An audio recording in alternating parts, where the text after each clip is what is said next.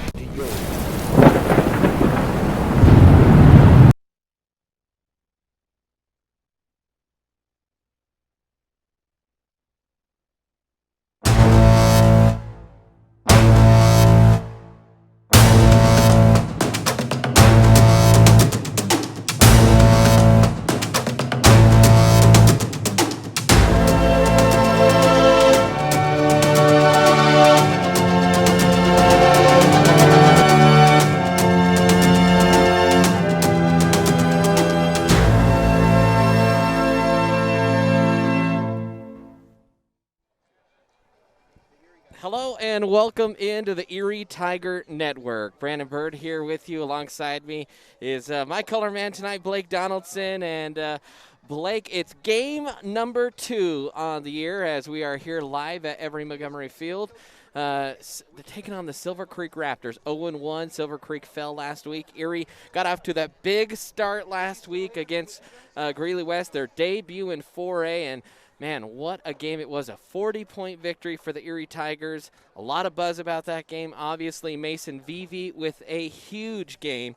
But if you measure the buzz around town, how about the freshman quarterback, Blake Barnett, in his first start? Yeah, Brennan, he had quite the showing for his first start being a freshman. There's got to be a lot of confidence added to him. And going into this game, he's got to really be looking forward and not be too stressed like there was probably in the first game. Blake Barnett last week, 135 yards through the air. He had 121 on the ground. He had 4 touchdowns between the two. And so it should be an exciting one tonight to see how he goes with maybe a little bit tougher competition and a different team. Tigers defense going to have a completely different look this week. Last week you saw a Greeley West team that ran the ball a lot. This week, not so much. Yeah, you're right about that one. This Silver Creek team is going to bring a new challenge to this Erie defense. Silver Creek's really going to be looking towards their passing game. A lot of quick plays, lots of slants and outs, and then they're going to be taking advantage of that deep ball when it's open. So it's really going to test this secondary for the Erie defense. The Erie defense only faced a handful of passes last week. 35 total passes for Silver Creek just a week ago. Hey fans, don't forget to follow us on social media. You can find us on Twitter at Erie Tiger Media. You can follow us on our Facebook or Instagram as well. And don't forget to subscribe to this YouTube channel and like our videos. And if you hit the notification icon, you'll get a little notice on all your devices that are signed into a YouTube account that, hey, the Erie Tiger Network has started a live stream. And so you'll never miss an Erie Tiger Network game. In fact, we have crossed the 1,900 subscriber mark. So we would love for you to subscribe to us here tonight. And Excuse me. We love it when you are involved in our chat and keeping things spirited in there in a positive way. So join us in our chat tonight. We especially love to hear where you're from. Where are you watching this game from? People all across the country last week, several in Florida. We had some up in Minnesota and Michigan and in the Rust Belt out in even the West Coast, I think. So we love it when you tweet at us or you enter the chat. I know the kids get a buzz about that as well. We are going to take a timeout. When we come back, we'll go over a couple more things. We'll have the national anthem here for you. Thank you so much for tuning in. By the way, huge thanks to our title sponsor, Jen Realty. She's sponsoring this broadcast and all football broadcasts throughout the season. We'll take a quick timeout. We'll come back here on the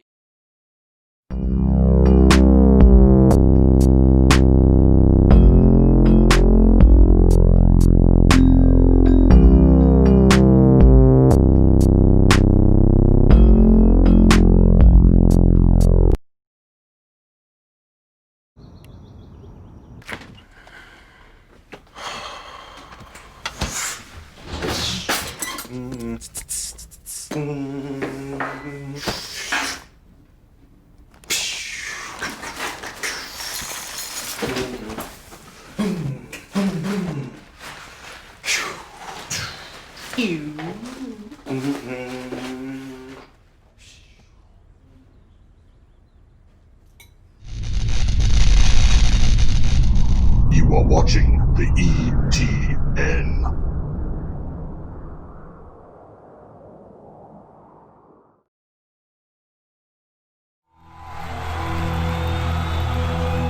Landfill puts all your needs in front of everything else.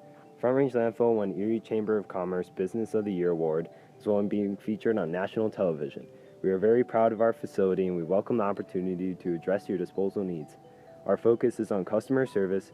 We strive to achieve easy and rapid access in and out of the facility. We feel certain that we will exceed your expectations of your solid waste disposal requirements.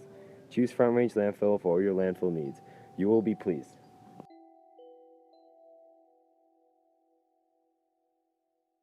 Do you have a plan in place for your family's future in the event something happens to you? Are you caring for aging parents, grandparents, or a loved one with special needs? The Germany law firm named 2017 Erie's Chamber Business of the Year provides expert legal guidance and peace of mind for you and your family in the areas of probate, elder law, and estate planning. Visit Germany Law Firm's Erie Village office or website at coelderlaw.net to set up a personalized consultation. Go to where your friends are. Go to where the action's at. Go find your sense of adventure. Go Airheads, Airsoft Field and Store located in Erie, Colorado. Go Airheads and go Tigers. And welcome back in here to the Erie Tiger Network. We are going to join this broadcast, or rather our broadcast is going to join the national anthem live on the field.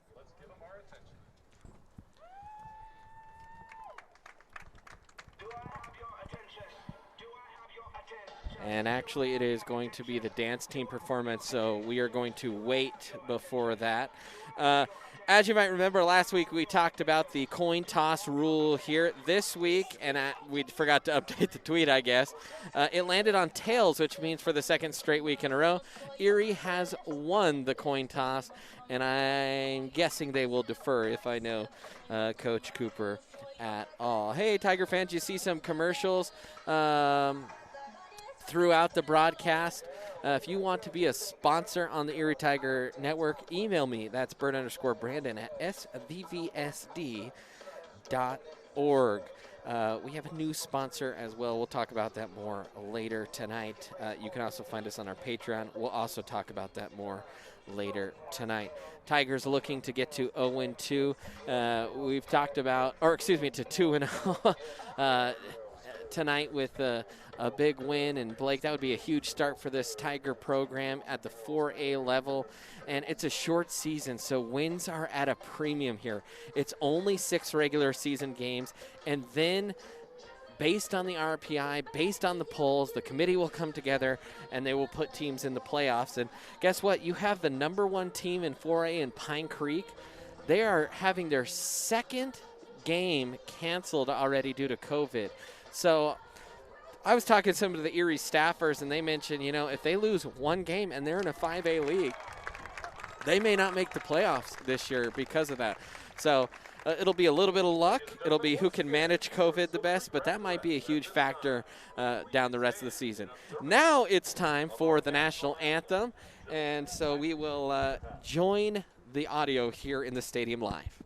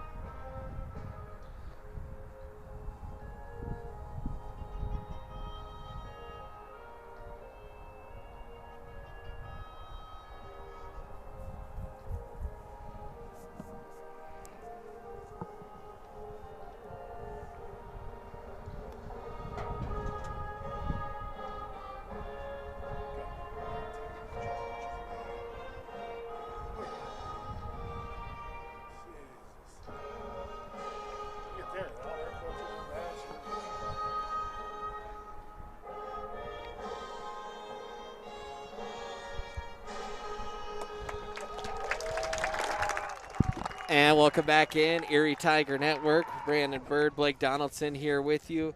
We are getting closer to kickoff here. And it is an interesting time right now here at Everly Montgomery Field. It is raining ash here in the stadium. So we may take breaks every once in a while to clean off some of our equipment to make sure that it's not ruined by the rain of ash. And I was up in Estes earlier, and we could see the column of smoke coming from that fire.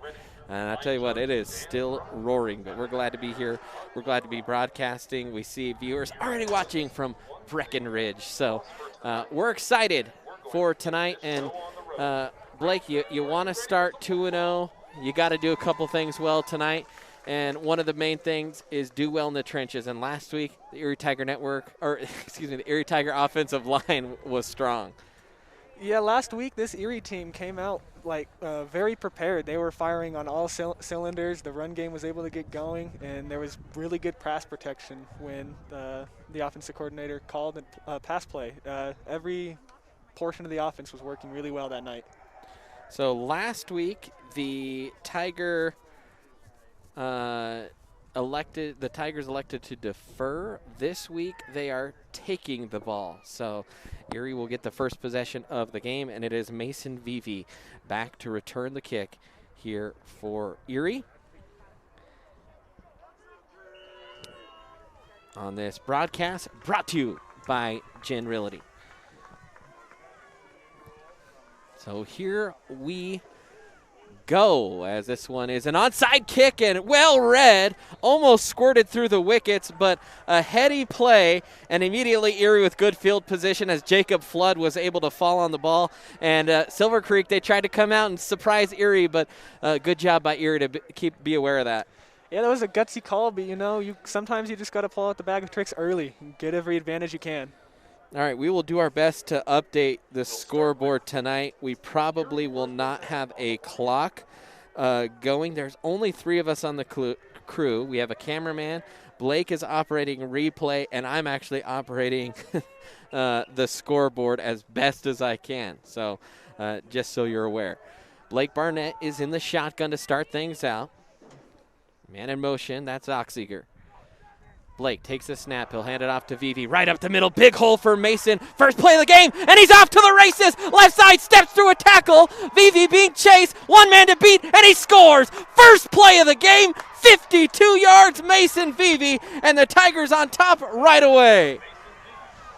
That was a great start from the the snap. That offensive line, they broke right up to the linebackers, and they got a block right in front of Vivi, and he can break that out to the outside that play. Oh my goodness, that was such a big hole, Blake, that I think I could have run through that one, at least for 15 yards before being touched. There's just see Vivi pumped up, running into the end zone, and now Dadavio out to kick the extra point here. The snap is good. The whole good kick is right down the pipes. And just like that, only 13 seconds into the game, the Tigers score a touchdown. And that might be, Blake, the quickest touchdown I've seen on an Erie broadcast over the last few years. Yeah, that was a very great start for the offense. You know, to win a game, you got to be firing from the very first whistle, and that's just what Erie did. So 11:47 remaining here in this first quarter, and things could not have started worse for Silver Creek. It was an onside kick that Erie recovered, and then a touchdown run from Mason Vivi. So Erie feeling good early in this one.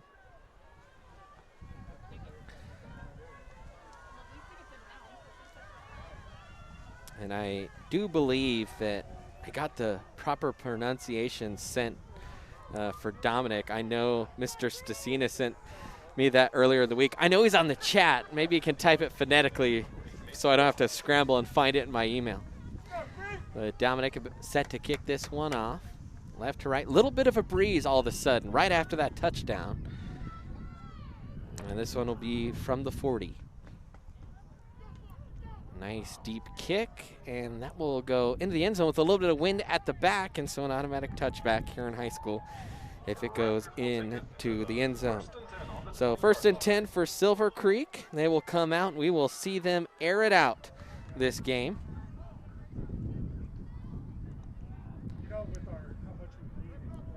And it'll be Logan Veeder that's the starting quarterback. 30 attempted passes last week. Brian Silver attempted 5 last week for the Raptors as they fell to Skyline, another SVVSD team, and a pretty good team here in 4A. Veeder in the shotgun. He's got 4 wide, 2 to each side.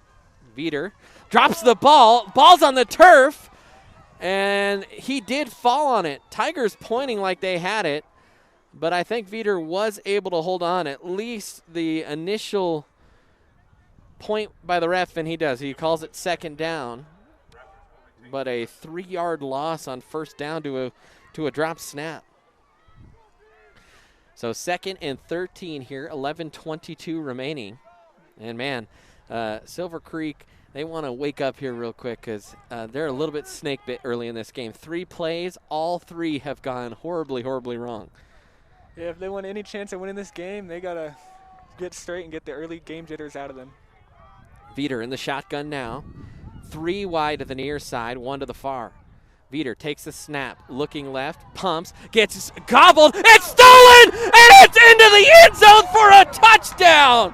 Oh my goodness, he just ripped it right out of his hands. That was John Pastore, and the Tigers strike again. That was set up from a blitz right up the middle, and then the right side of the Silver Creek line just straight collapsed, and the quarterback just got pressured there, and they ripped it right out of his hands. Big old John Pastore gets the strip sack, brings it in from about 10 yards, and oh my goodness, you could not ask for a better start in your dreams if you are Coach Cooper and this Tiger staff.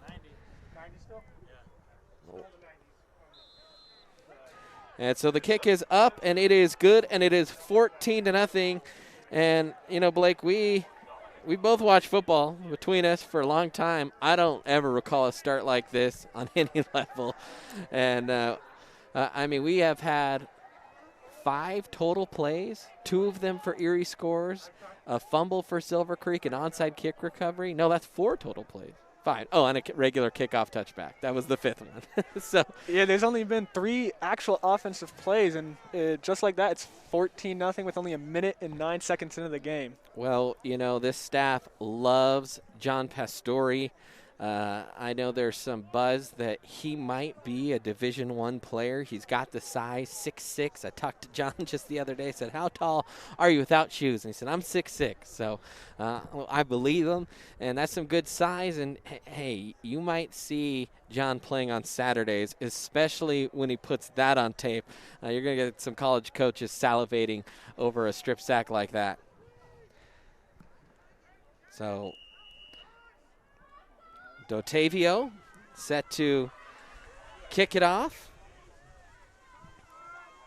And Dotavio will send this one low, a bouncer that checks up, taken from the 5. Weaving through traffic as Herbert gets through the main line. Dotavio can't make the tackle. Herbert in the open field. He's being chased, and he's going to score. And 6 plays in, we have 3 touchdowns. Oh my goodness, you couldn't have asked for a crazier start. And how about that from Silver Creek striking right back? You know, Brendan, I'm starting to get the feeling that this is going to be a back-and-forth game, and that halftime locker room is going to be quite the conversation for both teams. Yeah, both coaches, you know, obviously if you're Erie, you love leading, but man, both coaches, I'm guessing, pulling their hair out. 10:36 left in the first quarter. We're not even 1.5 minutes into the game. We are 6 total plays, only 3 offensive snaps, and we have 3 touchdowns. That is insane. Insane. And so now to kick the extra point for Silver Creek is kind of a straight-on kick is up and good by Brandon Larner. And it is a 14-7 lead here for Erie, and my goodness, I think we need to catch our breath here up in the Generality broadcast booth. And even our cameraman, Ethan, I think he's already getting a workout with his arms going back and forth across the field so much. Ethan Dillinger, our camera operator here tonight in our 3-man crew.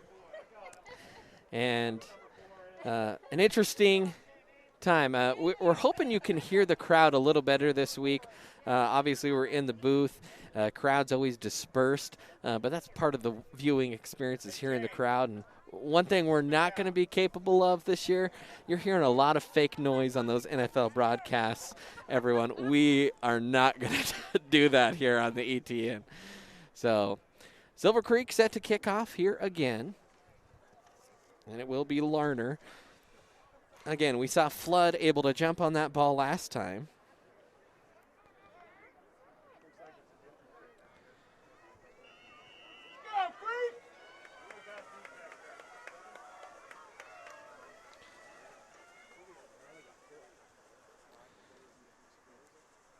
And this one is sent into the smoky air. A short kick. Going to actually be fielded by the up back, and almost broke through that one.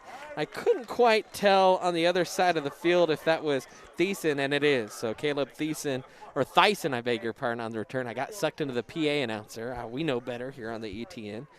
And so here we go. Second play from scrimmage for the Tigers. At this point, every play that's not a touchdown is kind of a disappointment. So I'm a little let down after that one, Blake. Yeah, you got to wonder what Erie's going to come out with here. See if they keep the high scoring going with a big pass or. So 1st and 10, nose of the football right at the 40 here for Erie. They've got 3 wide to the near side. Now they'll bring Oxeager in motion. Snap, keeper. It's Barnett left side. He's got some running room, and he's corralled after a 6-yard pickup for Barnett. And that's one of the things that makes this Tiger offense very dynamic. They love that Ohio State spread mobile quarterback, and Blake Barnett, he brings that kind of X-factor dimension that Erie hasn't really had at quarterback under Coach Cooper. Now 2nd and 5 here for the Tigers. Barnett again. barking out the play. Almost a little bit of early movement there for Erie. A handoff and kind of knifing, slicing his way through the defense for 6 yards was Mason Vivi. And a first down. The first gained first down of this contest here as we cross midfield. So the Tigers already into Silver Creek territory here.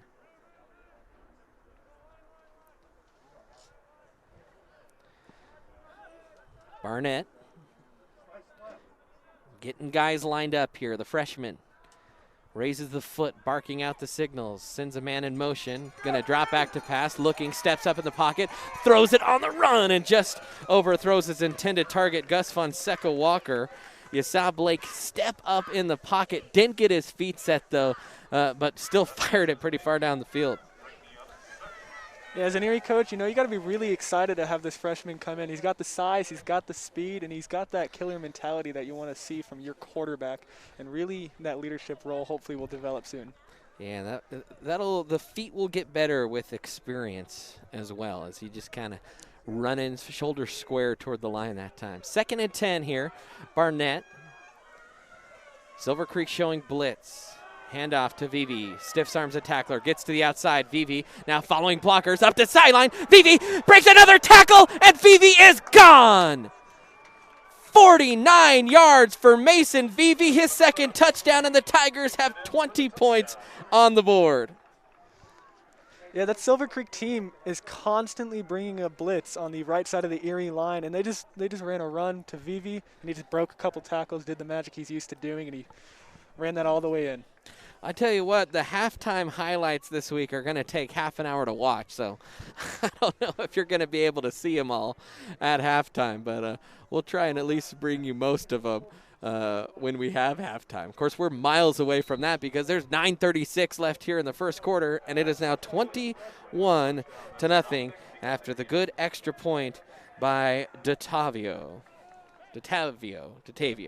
We'll get it right. Datavio. Well, there you go. What a start, Blake. And I don't even really know what to say because it's such a shock. Obviously, you saw Erie's offense explosive last week against Greeley West. You see a couple gashers here for Silver Creek, but they fired right back with a kickoff return.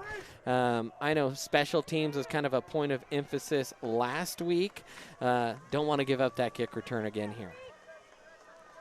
Yeah, so far this makes 2 weeks where this Erie offense has been super explosive, and they've been able to make multiple big plays. You got to wonder if this is just early game jitters from Silver Creek, a little bit of nervousness mixed in with that, or if they're really the team for 4A. All right, so Datavio will send this one once again with the wind. The light has changed several times. This one is taken from the 2 by Herbert. He's got another big hole. Herbert again in the open field, and finally a shoestring tackle and a good one as he crossed the 35. And I think that was Jason Olmstad, or maybe that was even Lucas Booth on the tackle. Couldn't quite make that one out. But Silver Creek will take over here. 1st and 10 at the 38. This is only their 3rd offensive snap of the game.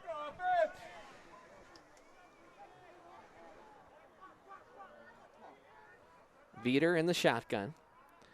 4 wide again. 2 to each side. Ball right between the hashes. Handoff this time. And that's not something they did a lot last week. That is Brian Silver on the carry. And I got to tell you, this is probably one of the best names for a player.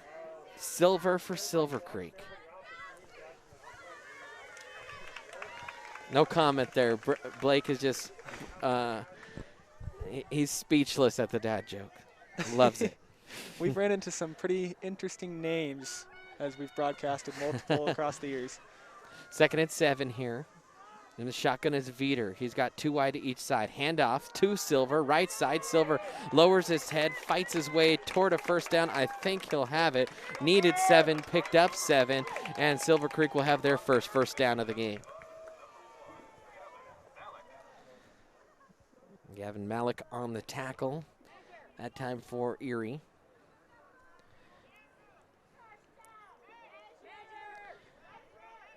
And actually, they're going to measure this one. So I thought they were moving the chain, and instead they'll measure. And I'm always careful about saying chain instead of chains. You might remember the great Larry Zimmer, the old voice of the Denver Broncos back in the 80s and the Colorado Buffaloes throughout the 90s and into the early 2000s. He took a class with him, and he always said, my biggest thing is do not say chains. It's a chain. It's one chain. What do you mean they're moving the chains? It is a first down, though, after they measure it with the chain. And so 1st and 10 here for the Raptors. Ball on the 48. Veter takes the snap. He'll hand off again. Bouncing it is Silver. Oh, my goodness. And there is Piper again. And Andrew Piper last week laid the wood, and Silver is slow to get up because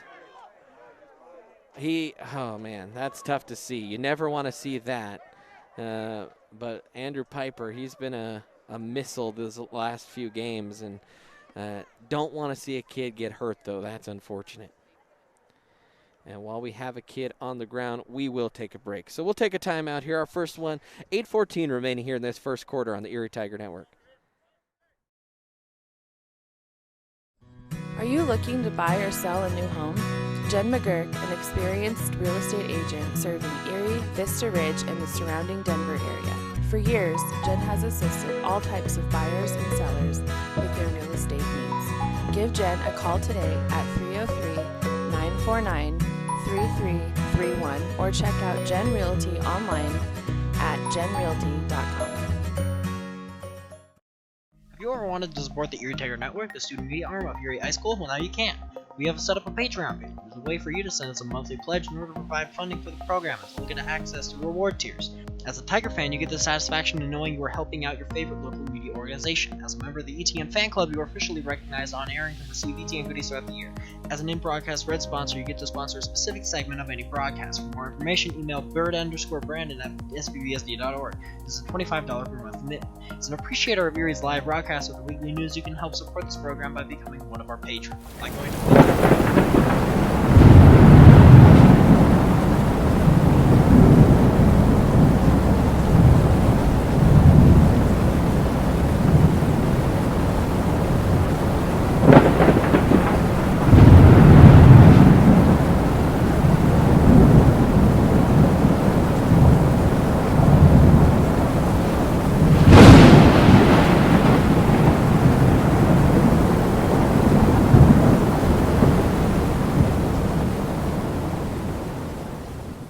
Landfill puts all your needs in front of everything else. Front Range Landfill won Erie Chamber of Commerce Business of the Year Award, as well as being featured on national television. We are very proud of our facility, and we welcome the opportunity to address your disposal needs. Our focus is on customer service. We strive to achieve easy and rapid access in and out of the facility. We feel certain that we will exceed your expectations of your solid waste disposal requirements. Choose Front Range Landfill for all your landfill needs. You will be pleased.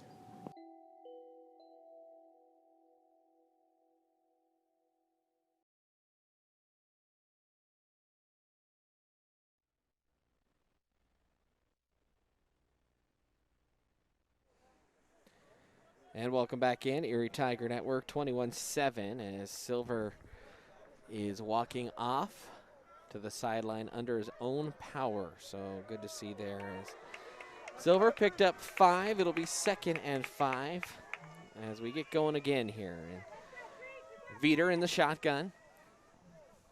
3 to the wide side or the near side of the field. A quick pass. It's batted in the air. Almost intercepted by Pastore. He got his mitts on the football again. And I actually, I was chatting with a couple D linemen earlier this week about this Silver Creek team. And they mentioned that, you know, we've been coached this week. We got to get our hands up in the air. And that was Andrew Nazarenas, I think, that I was chatting with that said that and said, you know, got to get our hands up, block those passes down, and you saw one there for the Tigers. Now 3rd and 5 here for Silver Creek.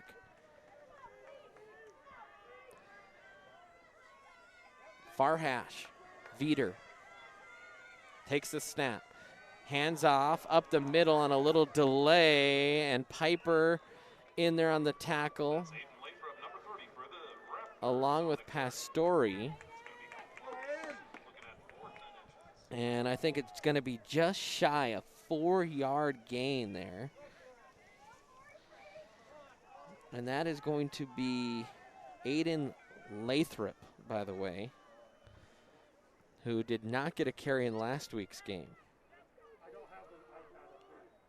So, 4th and 1 here for Silver Creek. And they're going to go for it here near midfield. And a timeout is going to be called by the Silver Creek side. So while we have a moment, don't forget, fans, that you can support us on Patreon. Head to patreon.com/Erie Tiger Network. You can sponsor us for as little as $1 a month. We have $40 a month sponsorship levels that get you swag throughout the year if you support us. We have expenditures here. It's a little more interesting this year, and we would love your support on patreon.com/Erie Tiger Network. So we did have a couple new Patreon members within this last week, so a huge shout out to them and a huge shout out to the Erie community for supporting us. And of course, this broadcast is brought to you by Generality. So 7:17 remaining here in the first quarter, a slow first quarter. We're not even halfway through, and then we're almost a half an hour into this game. So 4th and 1. Veeder all by himself in the shotgun. Will they run draw here, or are they going to go for a quick pass? Tigers not really covering the slot man out to the far side.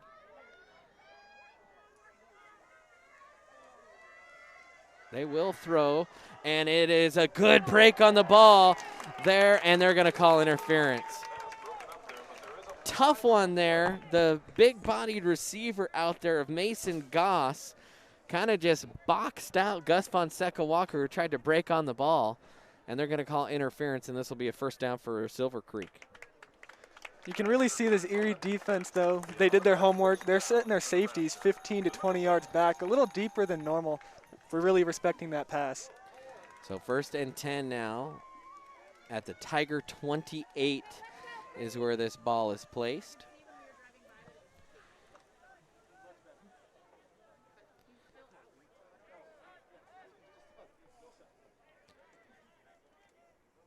Silver Creek, by the way, only 2 timeouts left after that 1 timeout. Lathrop will move across the formation, a handoff to him, and Silver Creek getting a little bit of traction on their ground game here, as there's a 3-yard pickup by Lathrop. Tigers did an excellent job shutting the run down last week.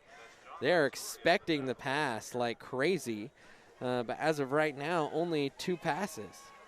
Technically, 1 is the interference call doesn't go against the quarterback's stats, so 0 for 1 is Logan Veeder here. And Veeder in the shotgun. He's got trips to the left. Single wide out split to the right. Lathrop flanking him. He'll hand it off to him. Big hole up the middle. Lathrop, clear path to the end zone, touchdown. And a 25-yard touchdown run by Aiden Lathrop. And Silver Creek has brought it back to within a score. Yeah, that was just a bite from the Andrew Piper came down from safety on that slot or inside receiver on the left, expecting the hitch route to be thrown, but then the run was just open up the middle.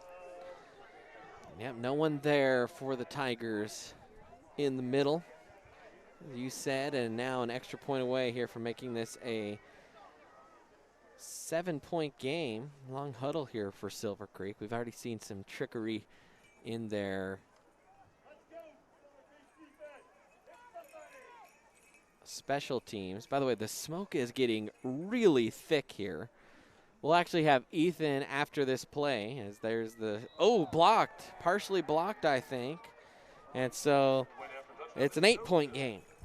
But if Ethan could zoom into a light, one of the big lights on the other side of the field, there you can see the smoke coming through. And, yeah, it's smoky here. And maybe actually if Ethan, well, that's going to be hard to do. It kind of looks purple on camera. If you go up to that red part of the sky, it is an ominous Halloween glow here in mid-October. And, yeah, that just looks purple on our camera. But Ethan doing a good job listening and getting directions on the fly. So 6:26 remaining here in the first quarter, and we've had 5 scores. This could be a real barn burner if these defenses don't tighten up a little bit. At some point, you got to expect that defense is going to be way more refreshed than the offense is. So later on in the game, we'll see how much it really takes a toll on the offensive players' bodies. Yeah, you actually wouldn't mind here from Erie a long, slow, methodical drive. Defense has been out a lot more than the Tiger offense. Tiger offense has only snapped the ball 5 times so far.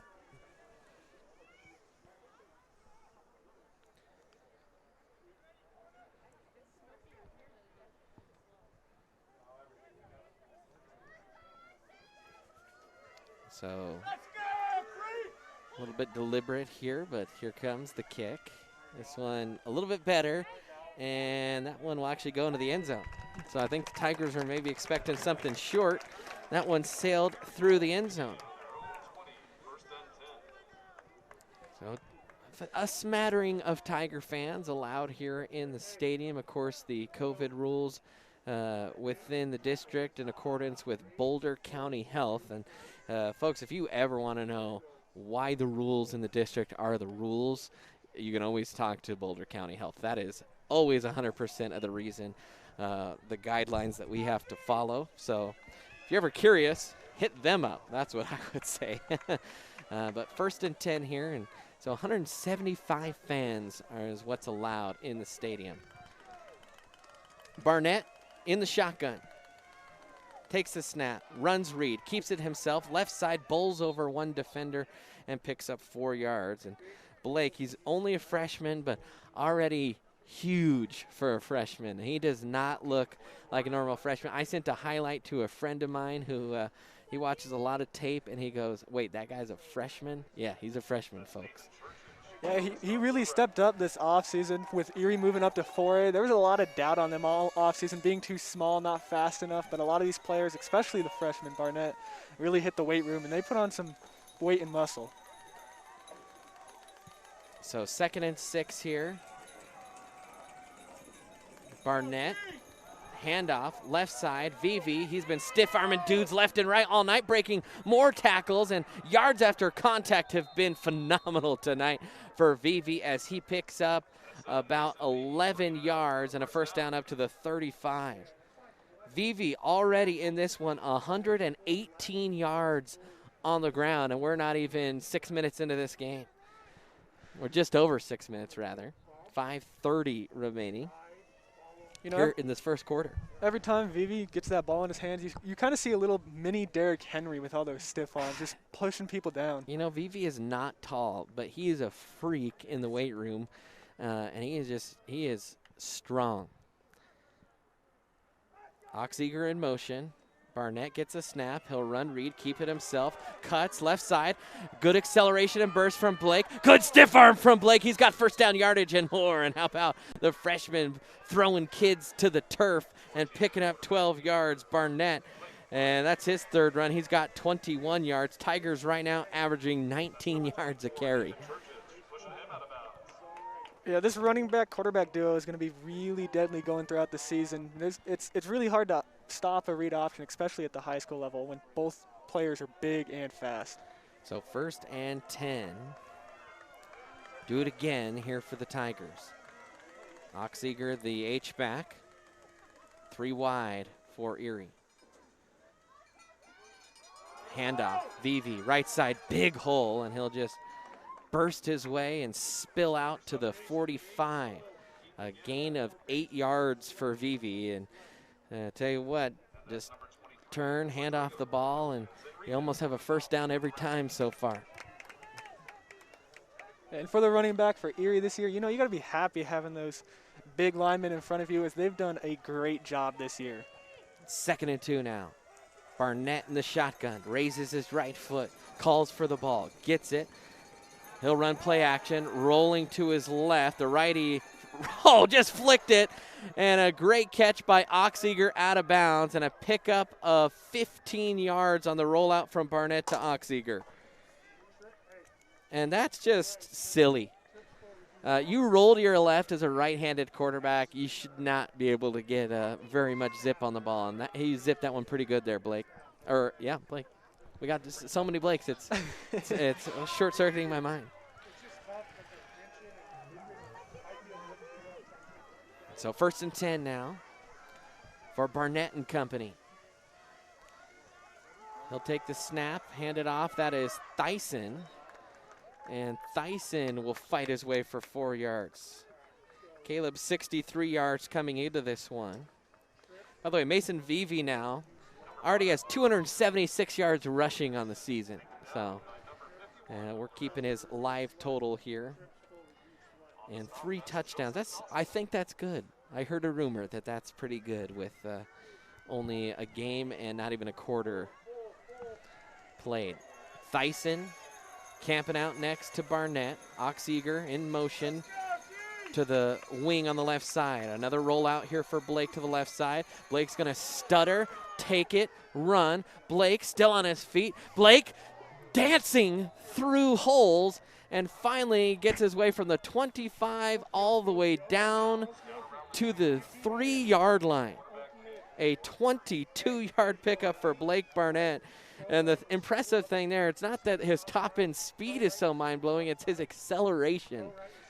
That was great decision-making by the freshman. And, that run was really sealed by Thyssen and Oxinger, hitting those blocks on the outside, and it just let him run right up.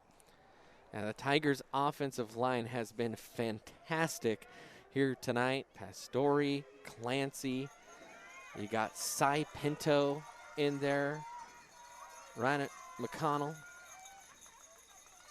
As there's a handoff to Thyssen, and he'll bounce his way into the end zone for another Tiger touchdown, 4th touchdown, 3:48 still remaining here in this first quarter, and a 3-yard run by Thyssen. Yeah, this offensive line is doing a great job making sure those holes are wide open for the running backs, and they're making the running backs' life really easy. And it all just comes down to the decision-making in the open field. So DeTavio will come out, and he will squeeze it through the pipes, and it is a 20, there we go, let's get that right, a 28-13 lead here for Erie. We've been mentioning the offensive line. They have been so good. Ryan McConnell in there, Cy Pinto. McConnell, I know this staff loves McConnell. They love coaching him. They love how he takes to coaching.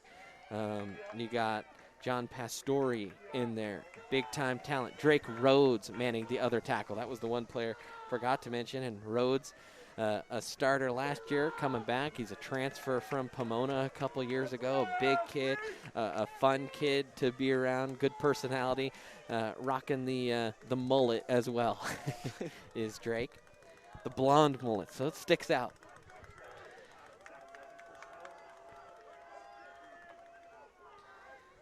So 28-13, 3:48 remaining here in the first quarter. Brandenburg, Blake Donaldson here with you, and a little poocher. And they want to keep it away from Hubert, and they will successfully cover the kick that time. It was Mason Goss that returned it up to the 28, and that is where the Raptors will have their first play. The difference between that kick return and the previous kick returns for Silver Creek is all the holes were blocked up by the Erie kickoff team, and there was no room to run.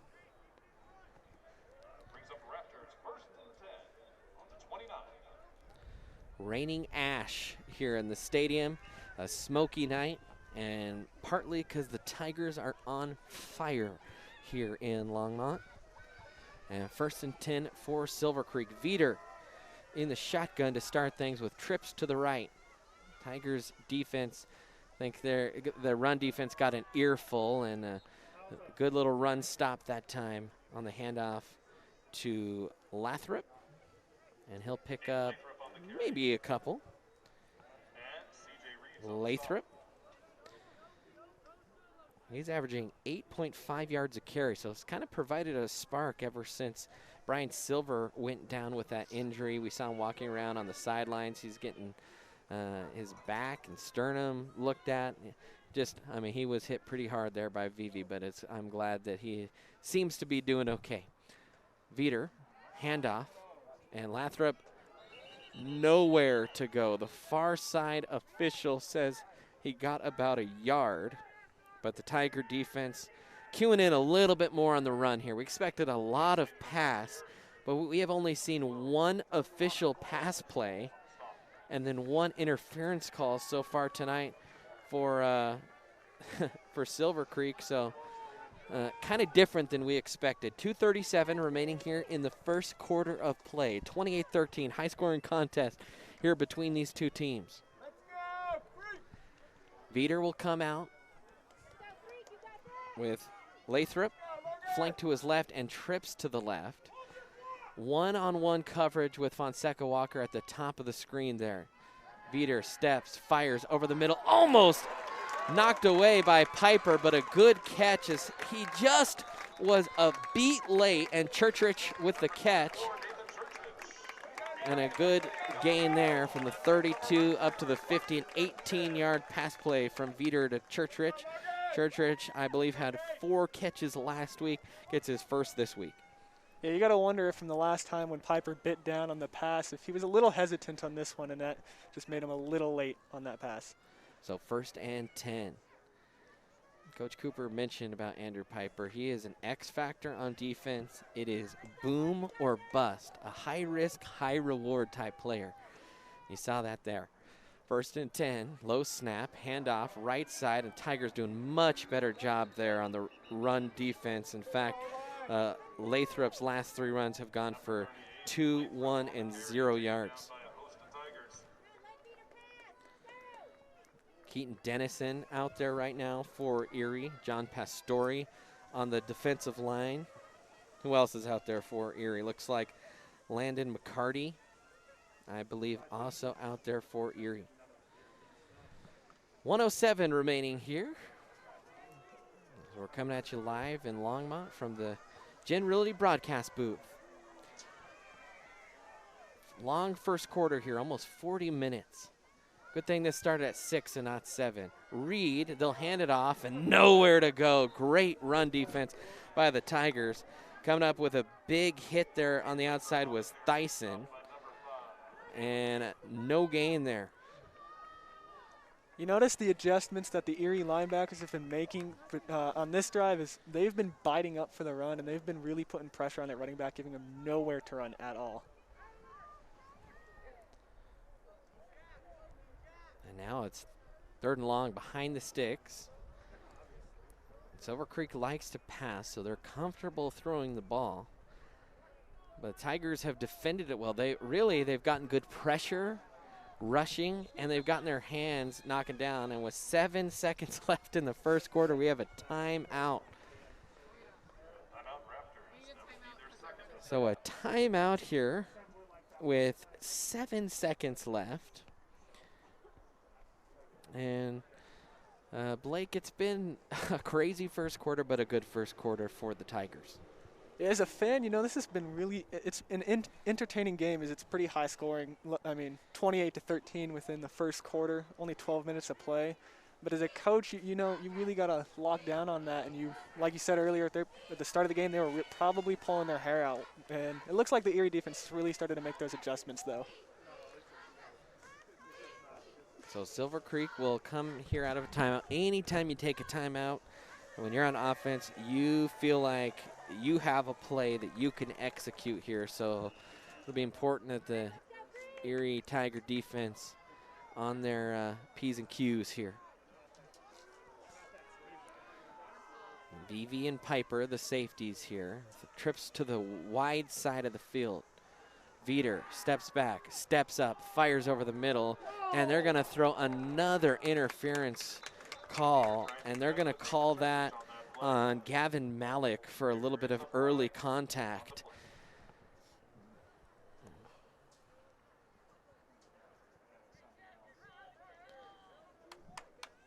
And so an automatic first down, and Silver Creek will keep the ball rolling here with 2 seconds left in the first quarter. And if this quarter wasn't long enough, with less than 10 seconds, we've had a penalty and a timeout.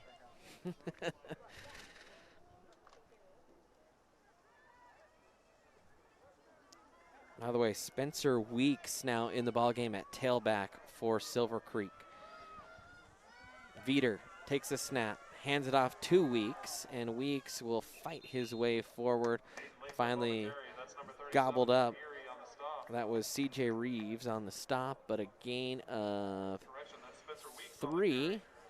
And that will do it here in this first quarter. So at the end of 1, it's 28-13. We have a new sponsor here on the Erie Tiger Network, sponsoring between the end of the first and the beginning of the second. They want to highlight the Erie spirit. It's 3M Farms, a locally owned farm by the Merckx family right in Erie, Colorado.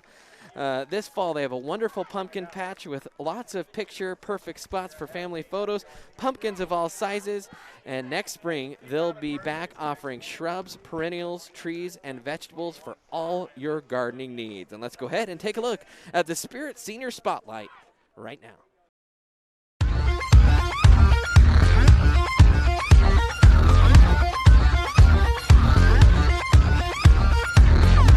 Hi, my name is Lexi Foos. I'm a senior on the Erie dance team, and my favorite memory from being on this team would probably be cheering on the football boys at state my freshman year. Good luck, Tigers!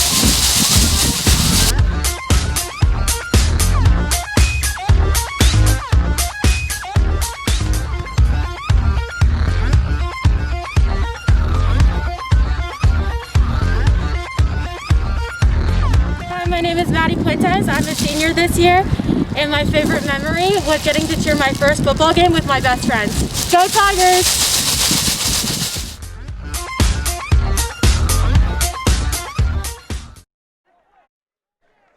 And sorry we joined you just a second late. We'll have a little replay there so you can see what happened. You missed one quick play there to start the quarter. But you got to see the Senior Spirit Spotlight there with Lexi Foos and Maddie Puentes, and it was a good job by that Tiger defense getting in there, forcing an errant pass and an incomplete pass to start the quarter for Silver Creek. Will bring up 3rd down and 7 here for the Raptors. So we move here into the second quarter. Another pass. Veter throws the out route and couldn't hook up with the running back coming out of the backfield. That was Spencer Weeks that it was intended for, and that one falls to the turf, and that'll bring up 4th and 7. We'll probably see them go for it here, though, as they're in no man's land. Blake, you know, in high school, this is a popular spot to go for it. You're not really in field goal range with 95% of high school kickers. Also, though I did see a, 58-yarder to win it in a high school game in Colorado. Last week, but for the most part that's not feasible, and you're too close to punt. Yeah, that doesn't happen too often. So 4th and 6, or short 7 here for the Raptors. Veter in the shotgun alone, 5 wide. He's going to take the pass, or snap, drop back to pass. Fires the fade, a double move, and a miscommunication there. He sailed it over the head of Jake Johnson, his intended target, and that one falls to the turf. And the Tigers force the first defensive stop of the game by either team.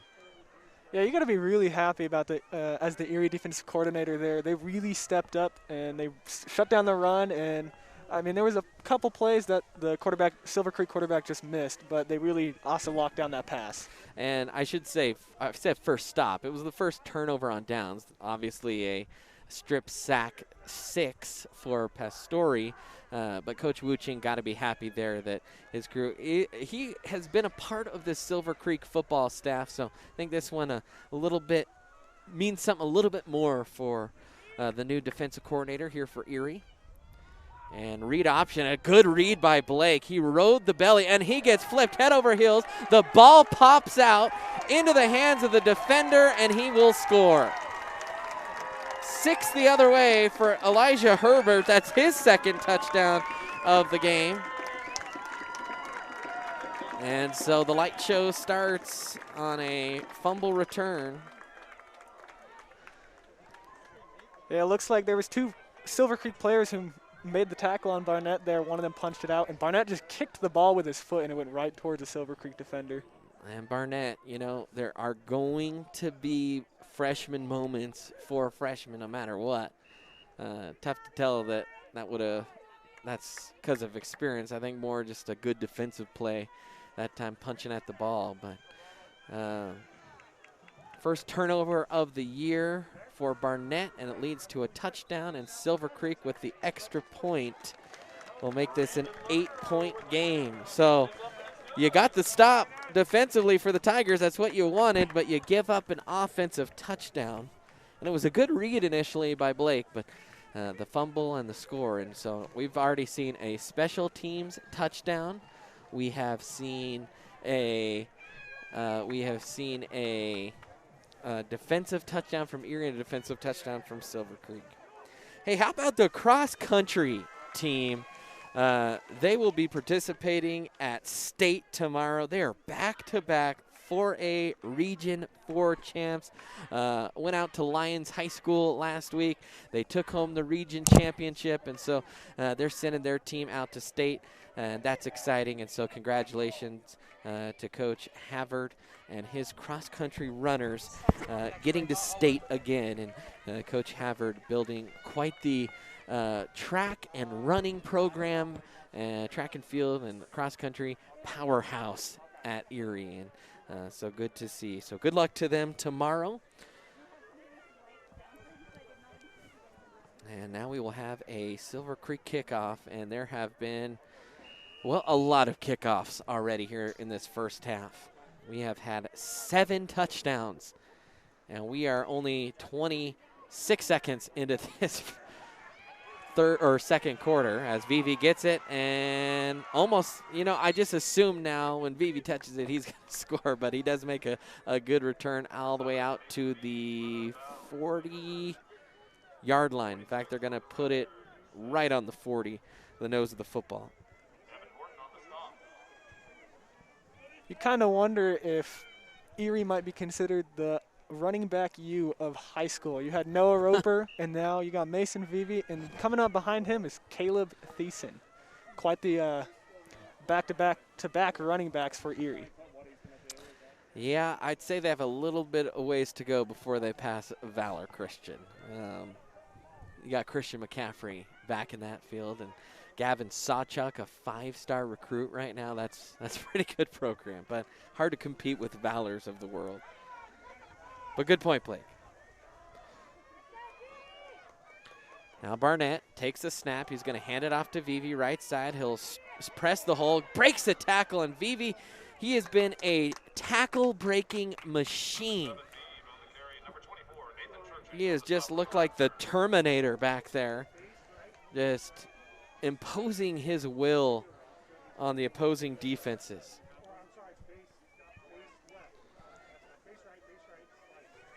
So 2nd and 1 here for Erie. 9-yard run for VV. He's got 135 in this game.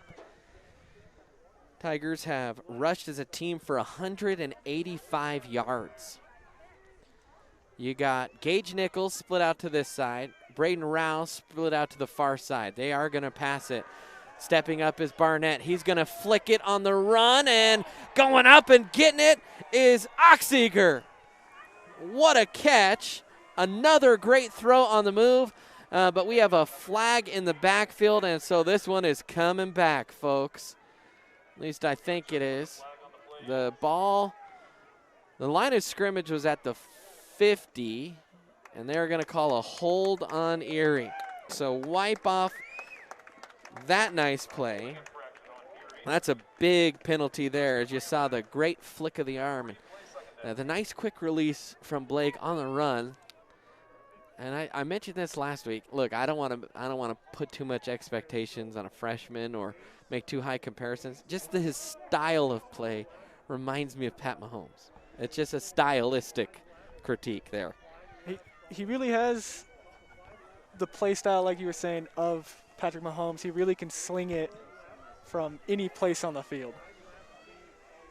So 2nd and 13 here for Erie after the big penalty. And I got to tell you, folks, it's probably a good thing these players are wearing masks because it is so smoky right now. It's stinging my nostrils pretty good.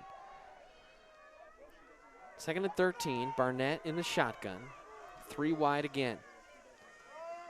Hit Oxeger on that last play. Can't tell if he's in there here. They're going to fake the run. Blake's going to keep it, and he's going to get back to the line of scrimmage, and that's it. And I could hear some fans as that play was developing saying quarterback run, and that's what it was. So not a great disguise play, but now on 3rd and 13 here.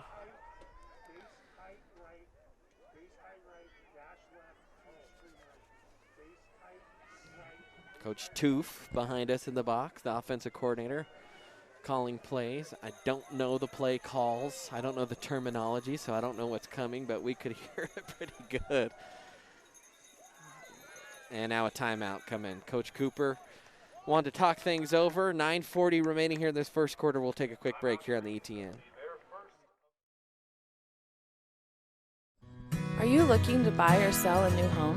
Jen McGurk, an experienced real estate agent serving Erie, Vista Ridge, and the surrounding Denver area.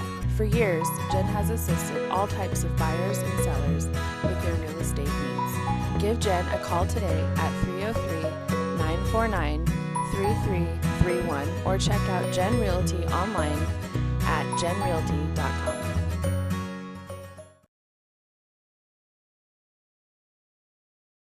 If you ever wanted to support the Erie Tiger Network, the student media arm of Erie High School, well now you can. We have set up a Patreon page. There's a way for you to send us a monthly pledge in order to provide funding for the program, as well as get access to reward tiers. As a Tiger fan, you get the satisfaction of knowing you are helping out your favorite local media organization. As a member of the ETN fan club, you are officially recognized on air and can receive ETN goodies throughout the year. As an in-broadcast red sponsor, you get to sponsor specific. And welcome back in, Erie Tiger Network, 2nd quarter, 3rd and 13. Barnett takes the snap, rolls to his right, looking, fires on the run, and incomplete as that was knocked away. Trying to push it down the field. And so the Tigers will have their first punt of the game.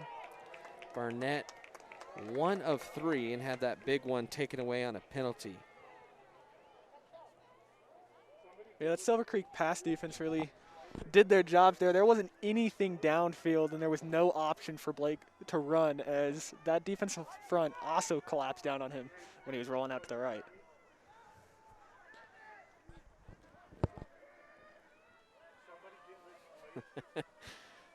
Getting some good texts into the broadcast that stole my attention away there for a second about this game. Ooh, a low punt there from Piper, and this one's going to dribble up. It is fielded, and nowhere to go for Goss or Mason Goss.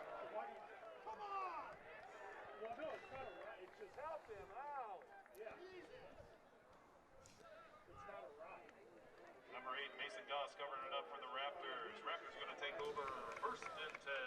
So the Raptors take over 1st and 10 here, Blake, and obviously, this is a weird time in this game. It feels like Erie's been dominating, but with some big plays, Silver Creek is only a score down and has the ball. Yeah, they've really taken their opportunities when it's given to them, and that's where teams win games.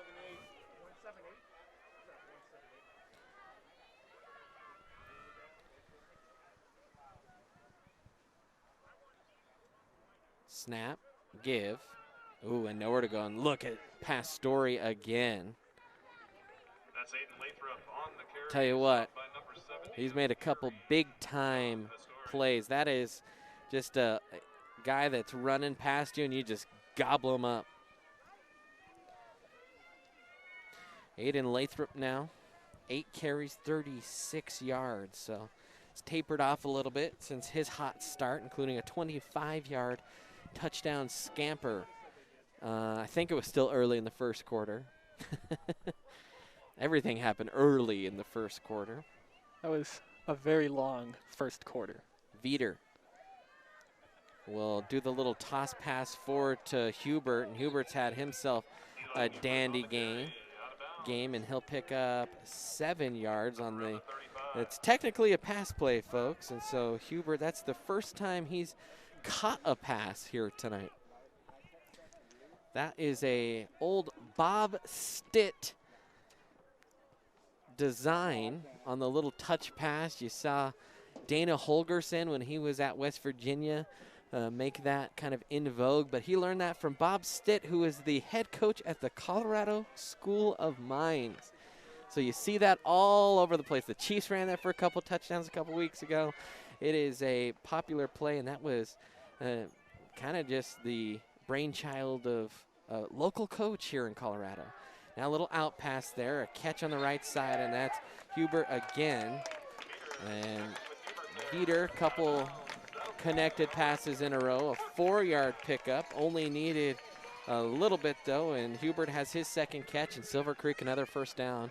And Tigers are cycling through D linemen. They're pretty deep there. They're running defenders in and out. They want to find the right recipe out there as you know, they want to keep things a little more simple here with the practices and the COVID, but they got to find the right recipe of players out on the field. Veeder in the shotgun. Takes the snap.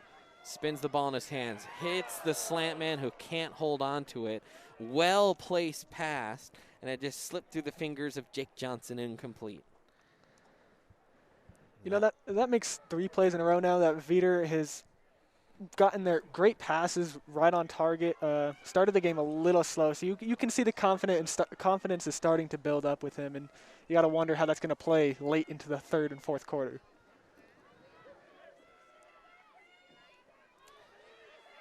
Second and 10 now for the Raptors.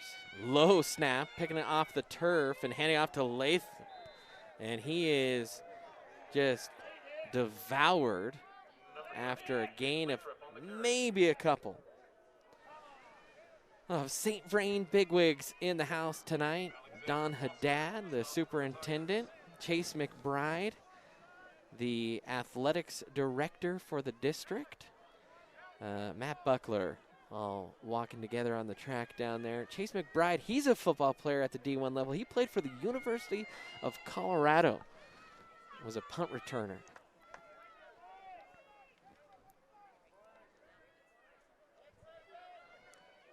So 3rd and 8 here. Low snap. And a seam pass wide open. A blown assignment there on the back end for Erie. And a first down and then some. Yeah, you see Erie constantly dropping down. One of their safeties, more often than not, it happens to be Vivi. And so it leaves one safety high, and they're running a bunch of cover 3. And it looks like Gus was just a little hesitant there and got blown by with the receiver. A 26-yard pickup unofficially on the pass play there. And Veeder starting to get a little more confident here. And as we said, Silver Creek is within a score. Veeder, low snap. And it's a screen pass, and that was blown up. Good read that time. Blown up that screen was Benji Havener. And Benji, he is a speedster. And sometimes that speed can get him into trouble, but on plays like that, hey, if you're going to make mistakes go a million miles an hour, didn't make a mistake that time. When you're going a million miles an hour, you make big plays like that. Yeah, he read that screen like an open book from the very first the snap. I believe that was Jake Johnson on the reception. 2nd and 9. Veeder scans the field. Tigers showing blitz. Nope, it was just a bluff and a pass over the middle, and guess what? Pastore gets his paws on it again and knocks it down. And this Tiger front has been batting passes down like a bunch of J.J. Watt clones down there. Yeah, Brandon, Coach Pallone and Coach Wuching's got to be very excited because that defensive front is young and very deep. They're going to have a lot of returners, and they're going to be able to do a lot with those kids. So 3rd and 9. Silver Creek picked up a big first down on their last 3rd and long. See what the Tiger defense can do to adjust. Veter going to change where Weeks is lined up in the backfield. Drops back to pass. Being pressured up the middle. Fires high. It's dropped. Can't hold on to it was Birch Nettle. Birch kneeled. And that's incomplete. But no man's land again, and so again, Silver Creek going to go for it here. 6:17, by the way, the time remaining here in the first half. And I thought they were going to go for it. Let's see here. Some different personnel coming in and out. I think Veter's still out there. 4th and 9, though. See if the Tigers bring the heat.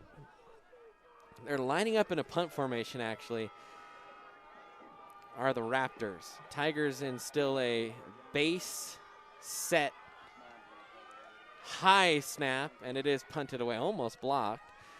Pretty good punt. Oh, what a check right at the 2. Bounces back out to the 5, and that's where it'll be down, and Erie will take over. Good punt there. That was a good catch from the high snap on the punt, and Erie will take over deep in their own territory.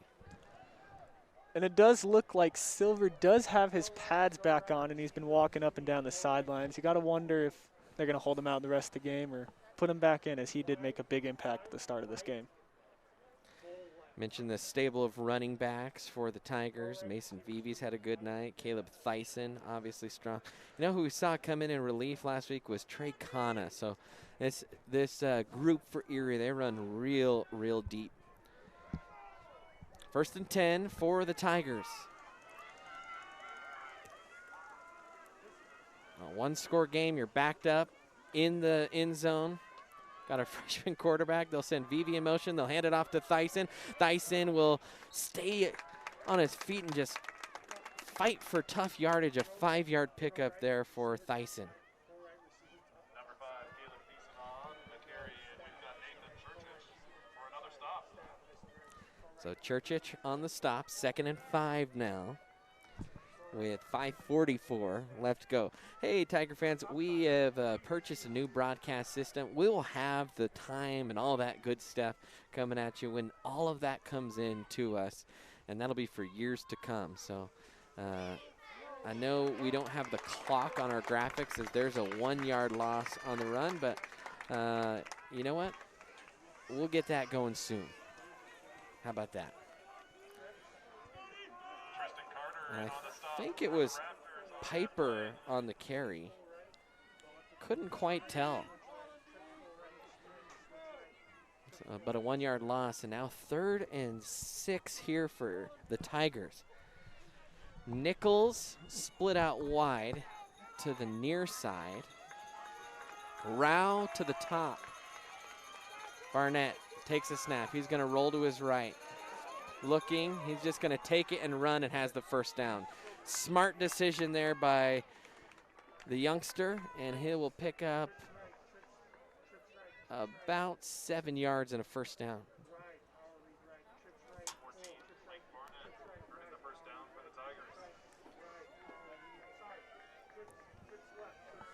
Tell you what, I'm getting a headache from this smoke. 1st and 10. Hey, be thankful for the Erie Tiger Network tonight of all nights. I don't know how much you'd want to be at the stadium. It is real thick. Reed, Barnett will keep it, holding the ball out just a little bit more than you'd like to see, and he will pick up a yard. Does Blake?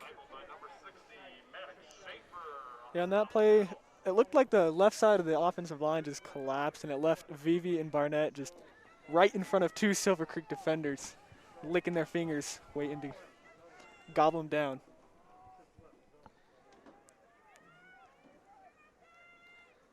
Second and 9 now. Trips to the near side. for Erie. Barnett is going to throw the little swing pass. That's Oxiger. You don't want to get in his path. He's a big boy, and they're going to call a hold on Gage Nichols down the field. That's pretty far down there.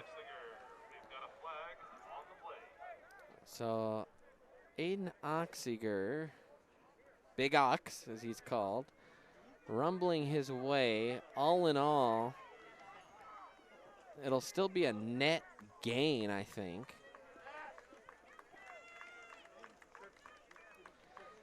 And they'll repeat second down, and they signaled it at the 32, so this will come back to the 22. So even though it was a penalty, it was still a 4-yard gain.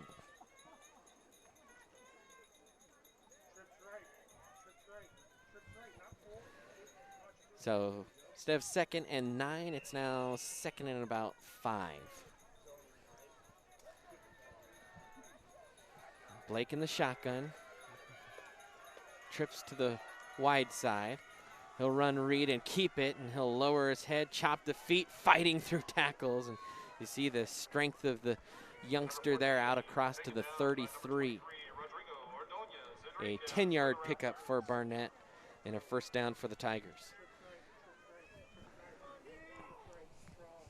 Yeah, the offense has been coming out, and they seem to like this trips formation. The last 4 plays they have ran it, and they've started to gain a lot more yards than they have been. Tiger rush offense still averaging 12 yards per carry. Barnett will send Big Ox in motion.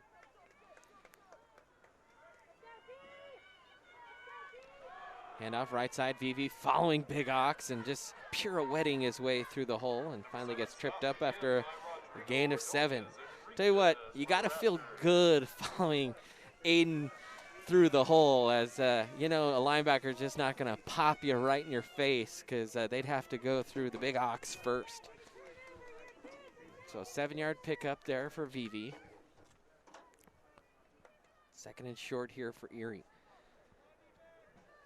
Oxinger is a very big dude, and I know, me personally, I would not want to be the one in front of him when he's coming at me full speed. No.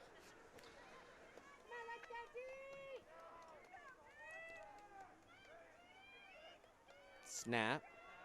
Fake. Barnett, plenty of time, steps into a throw. Oh, just overthrew Gus Fonseca Walker. He actually had a couple receivers open in the area, and it just beyond the outstretched hands of Gus, and the defender was kind of also in the area. So a 3rd down now. Barnett, I believe, is 2 of 5 for 19 yards through the air. Haven't quite connected on that big pass play, have the Tigers. So a big play here. 3rd and 3. 2:19 remaining here in the first half of play. Raptor fans trying to get loud. Barnett will line VV next to him. He'll hand it to him. VV stutters, bounces it to the outside. Full head of steam, breaks a tackle across the 50, still on his feet, and finally gets twisted down as he's corkscrewed to the turf at the 48. And the near sideline official trying to blow everything dead. And I think we have district personnel out on the field with the smoke. I think they're going to stop this game, folks.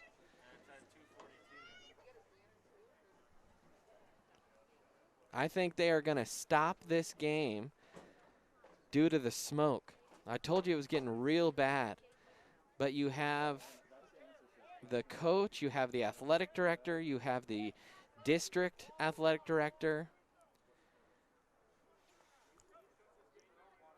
And in a crazy 2020 with the COVID stuff, of all the things to stop a game in the middle of a game with 2:09 left in the first half, it's going to be smoke.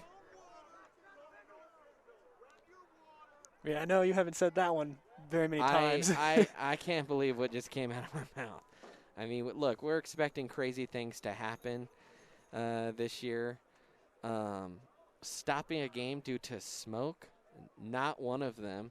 And I don't know the protocol here. This might be one of those where the time, the down, the distance, and everything is recorded, and this game is picked up later. I don't know if that means tomorrow. I don't know what that means. I don't know if this game is called or suspended, or they're going to take a break and see if some wind comes through. I have no idea. But we're going to take a break here real quick. We'll see what we can find out, and we'll let you know.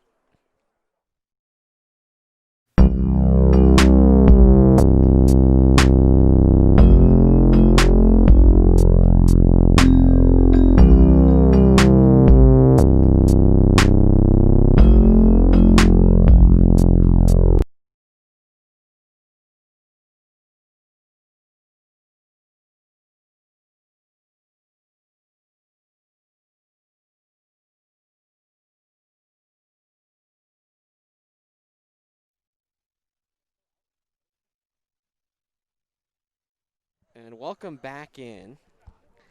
It is not canceled as of yet. It is just delayed. A 30-minute delay, it appears. And so, Blake, I mean, come on, man. We have talked about the craziness of all kinds of things. And of all the things, we're delaying the game because of smoke. You know, I mean, we're still sitting outside in the smoke. I guess you don't want to run here. We got a text that says the smoke is just awful in Erie. I tell you what, it might be awful in Erie. It is really bad here. Our computer is covered in ash. You can't hardly see the other side of the field. I have a headache. It is bad. It is really bad. I certainly completely understand the decision. I would be surprised if this game continued. And actually, I have some family up in Estes Park tonight. They are watching this game, I believe, on the Erie Tiger Network. They have sent in a picture from their place in Estes, and that is what the view looks like in Estes Park currently as we speak. And all that smoke, that's blowing toward Longmont, people. And so it's bad. It is real bad. And obviously it's now impacting the game. So because we're on a 30-minute break, oh, man, what are we going to do here? I don't know. You know, they always say to expect the unexpected. Yeah. This is not something I would ever expect. So let's see. So they're going to enter halftime. So I'll tell you what, we are going to take a break. We're going to edit up all the highlights from the first half. We'll finish this half maybe if the wind kind of clears out some smoke. I got to be honest with you, though. With the pictures that we saw, and once again, here's what it looks like just up in Estes Park. With the pictures we saw with the smoke blowing in, I would be surprised if this game is finished tonight. But we will try and edit together some highlights. We'll recap our half, quote-unquote, yardages, and then hopefully we'll have some more information on what's going to happen with this game here tonight. So we'll take a quick time out here on the Erie Tiger Network.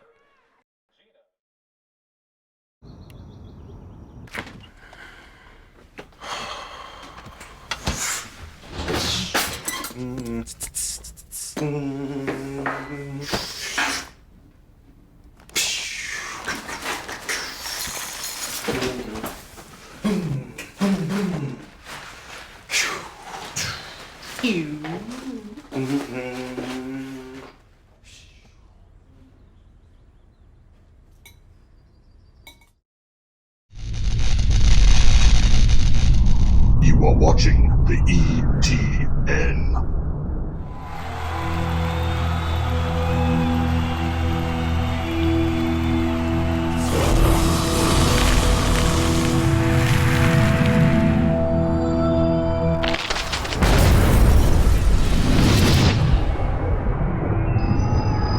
For the card-carrying fan, get your CU Visa debit card. so you can take the game with you. Free with First National Bank's free checking. Jeff Foxworthy here. You know, if you've ever found yourself repeating the same thing for 75 years, you might be Smokey Bear. Only you can prevent wildfires. Well, thing is, there's a lot more to say. Like if you've ever found yourself burning yard debris and then walking away, well, you might be starting a wildfire. So for the love of the outdoors, go to SmokeyBear.com to learn more about wildfire prevention. Front Range Landfill puts all your needs in front of everything else. Front Range Landfill won Erie Chamber of Commerce Business of the Year Award, as well as being featured on national television. We are very proud of our facility and we welcome the opportunity to address your disposal needs. Our focus is on customer service. We strive to achieve easy and rapid access in and out of the facility. We feel certain that we will exceed your expectations of your solid waste disposal requirements. Choose Front Range Landfill for all your landfill needs. You will be pleased.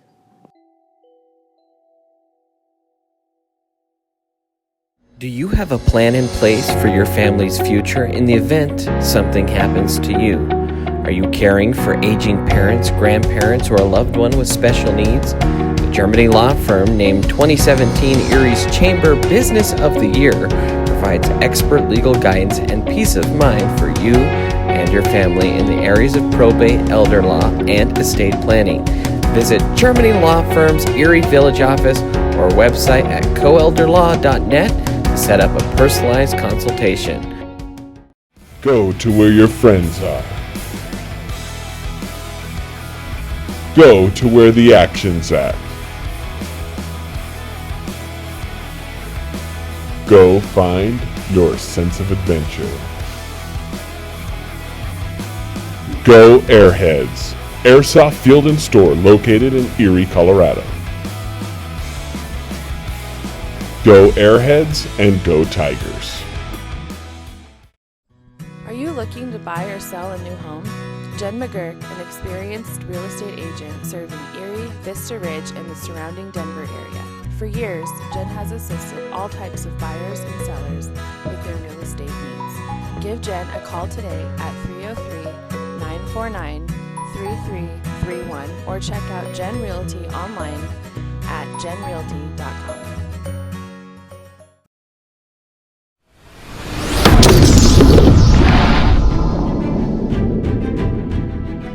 You are watching the ETN.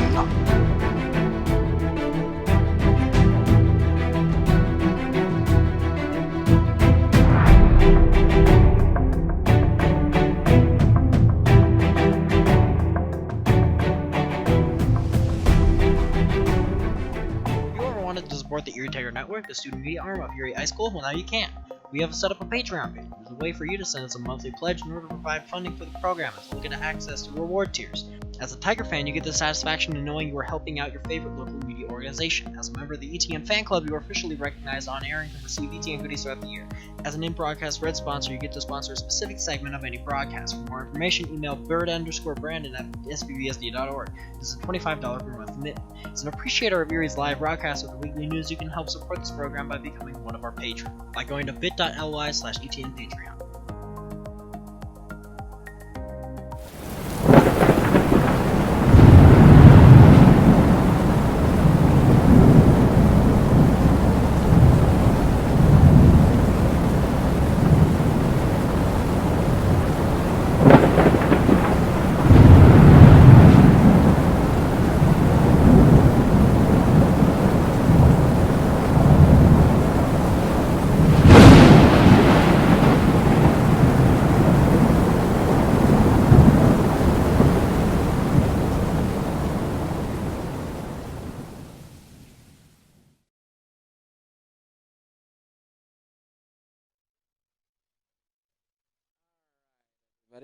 Welcome back in here, Erie Tiger Network. It is halftime here from the Jen Realty broadcast booth.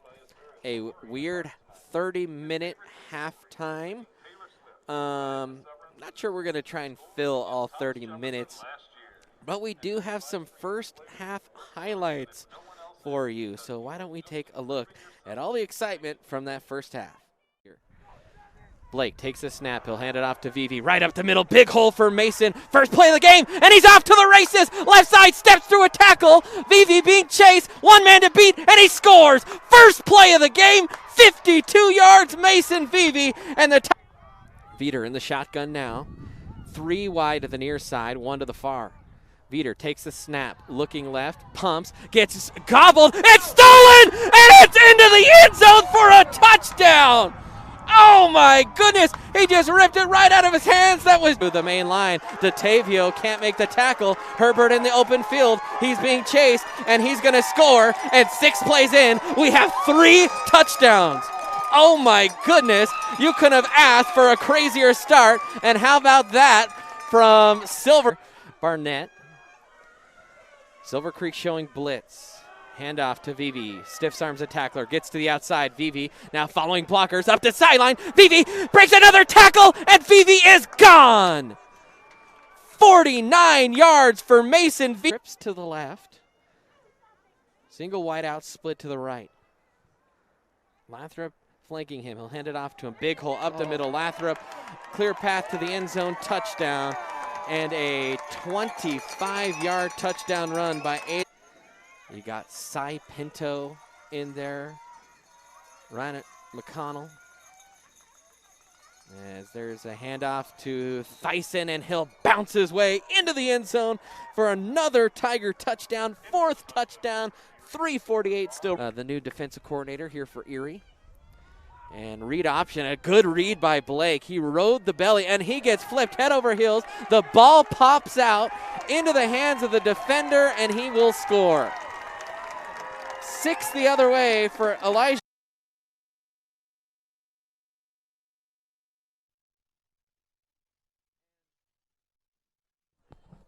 And welcome back in there.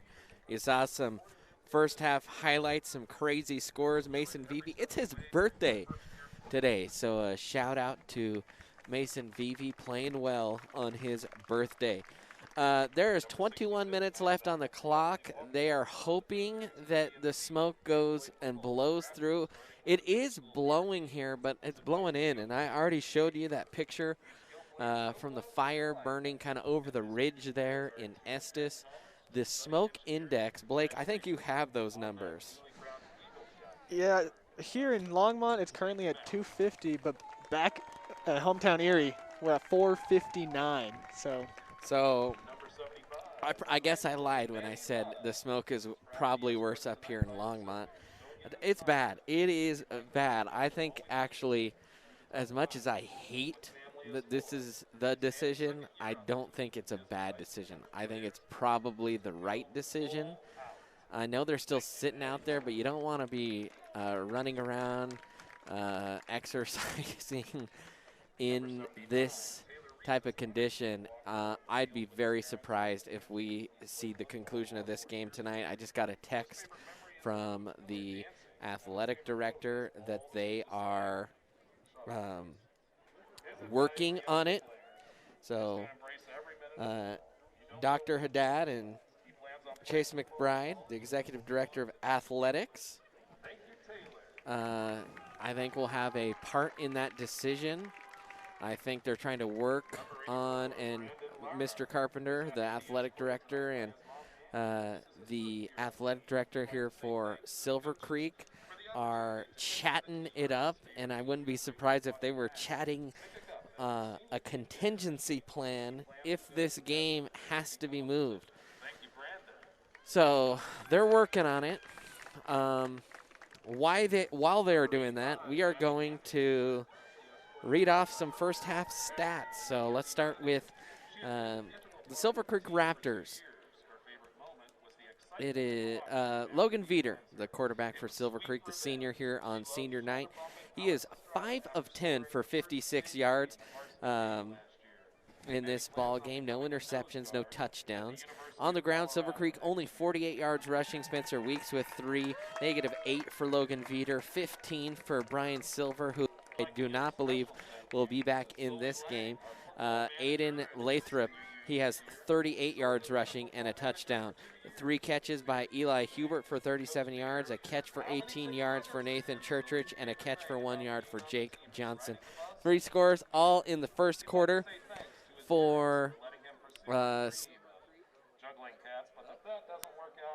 and I have a little short in my mic here. So sorry, I keep cutting out. They scored on a kickoff return, a fumble return, and a 25-yard run by Aiden Lathrop.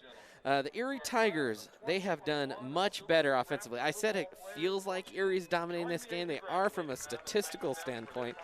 19 yards passing only by Blake Barnett on 2 of 5 passing, but 214 total yards on the ground for the Tigers. 142 of those by the birthday boy Mason Vivi on only 7 carries. He's averaging 20 yards a carry. Blake Barnett, he's got 8 carries. He has 61 yards. Caleb Thyssen, he's got 3 carries for 12 yards. Piper has 1 carry. 2 catches, both by Aiden Oxiger for 2 for 19 yards in this one. And the Tigers, they scored on a VV touchdown run on the first play from scrimmage. 52 yards, a strip sack from Pastore from 10 yards out, another VV run of 49 yards, and then a short little run there near the goal line. I think that was Caleb Thyssen. You know, my memory's failing me. It was a short run near the goal line. I think it was Thyssen that was able to punch that one in. And so that is your scoring summary here. Well, if 2020 couldn't get any crazier, and you know what? It did tonight here, at least from the Tiger football perspective. It's a crazy year. You have a pandemic. It's an election year, so that brings its own craziness with it. Heck, that'll probably end in a tie. That's the only crazy thing I can think of. I tell you what, I don't know too many more ways that this football season can be impacted. And so we are waiting on pins and needles for what is going to happen. We still don't know.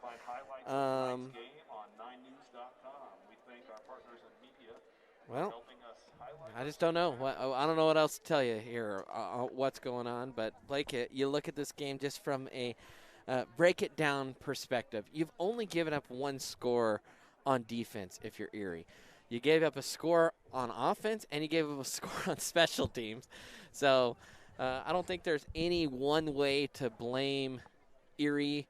It's just been good big plays by Silver Creek that's kind of brought them back in this game. Yeah, exactly, Brendan. I agree with you on that one. Erie just needs to minimize the small mistakes and really not give Silver Creek the opportunities they have been getting. They're currently, they've been shooting themselves in the foot so far throughout this game. So if they can minimize those mistakes, then this Erie defense is set as the offense has been rolling this entire first half. We are chatting things over with the 9 News photog that is here.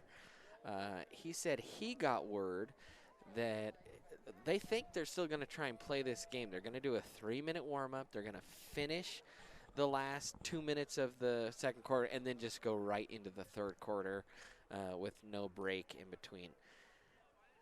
At least that's one scenario. Who knows what'll happen? There's still 15 minutes on the clock. So I tell you what, we are going to take a break here. We're actually just going to mute our mics. We're going to leave things pointed on the Erie sideline. We're just going to step away for a little more than 10 minutes. We're going to use the restroom. We're going to try and catch our breath here, so to speak. So stick with us. We will let you know the moment we know whether this game will continue here tonight or whether it will be played another day.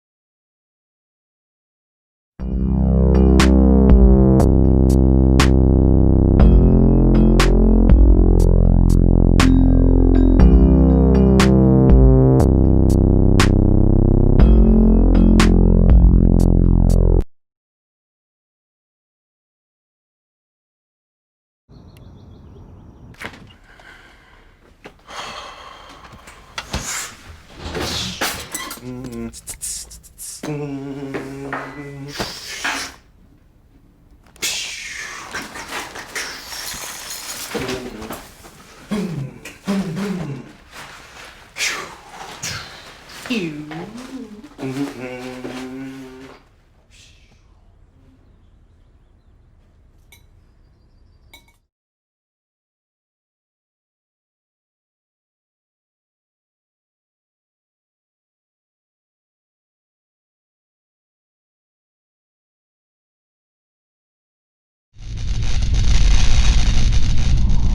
are watching the ETN.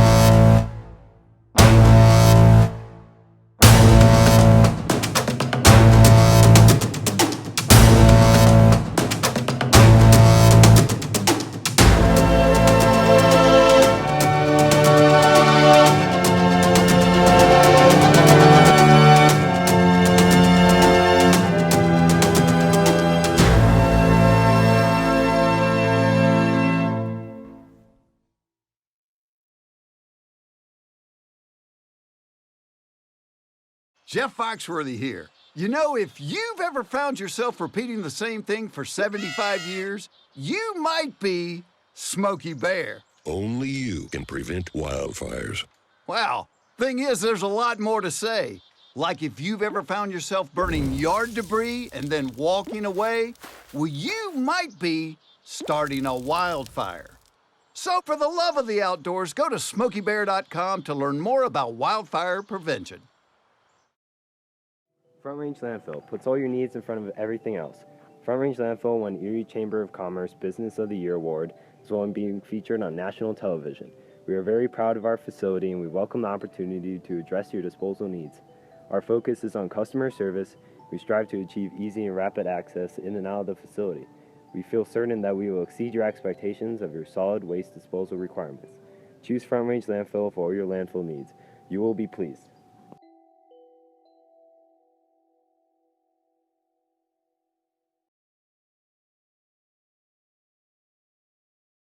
Do you have a plan in place for your family's future in the event something happens to you? Are you caring for aging parents, grandparents, or a loved one with special needs? The Germany law firm named 2017 Erie's Chamber Business of the Year provides expert legal guidance and peace of mind for you and your family in the areas of probate, elder law, and estate planning. Visit Germany Law Firm's Erie Village office or website at coelderlaw.net to set up a personalized consultation. Go to where your friends are. Go to where the action's at. Go find your sense of adventure. Go Airheads, Airsoft Field and Store located in Erie, Colorado. Go Airheads and go Tigers. Are you looking to buy or sell a new home? Jen McGurk, an experienced real estate agent serving Erie, Vista Ridge, and the surrounding Denver area. For years, Jen has assisted all types of buyers and sellers with their real estate needs. Give Jen a call today at 303-949-3331 or check out Jen Realty online at jenrealty.com.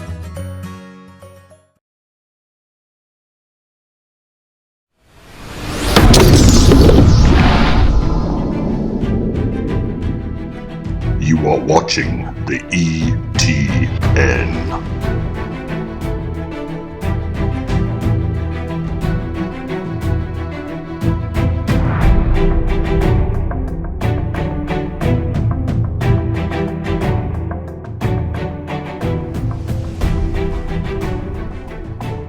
Wanted to support the Erie Tiger Network, the student media arm of Erie High School? Well, now you can.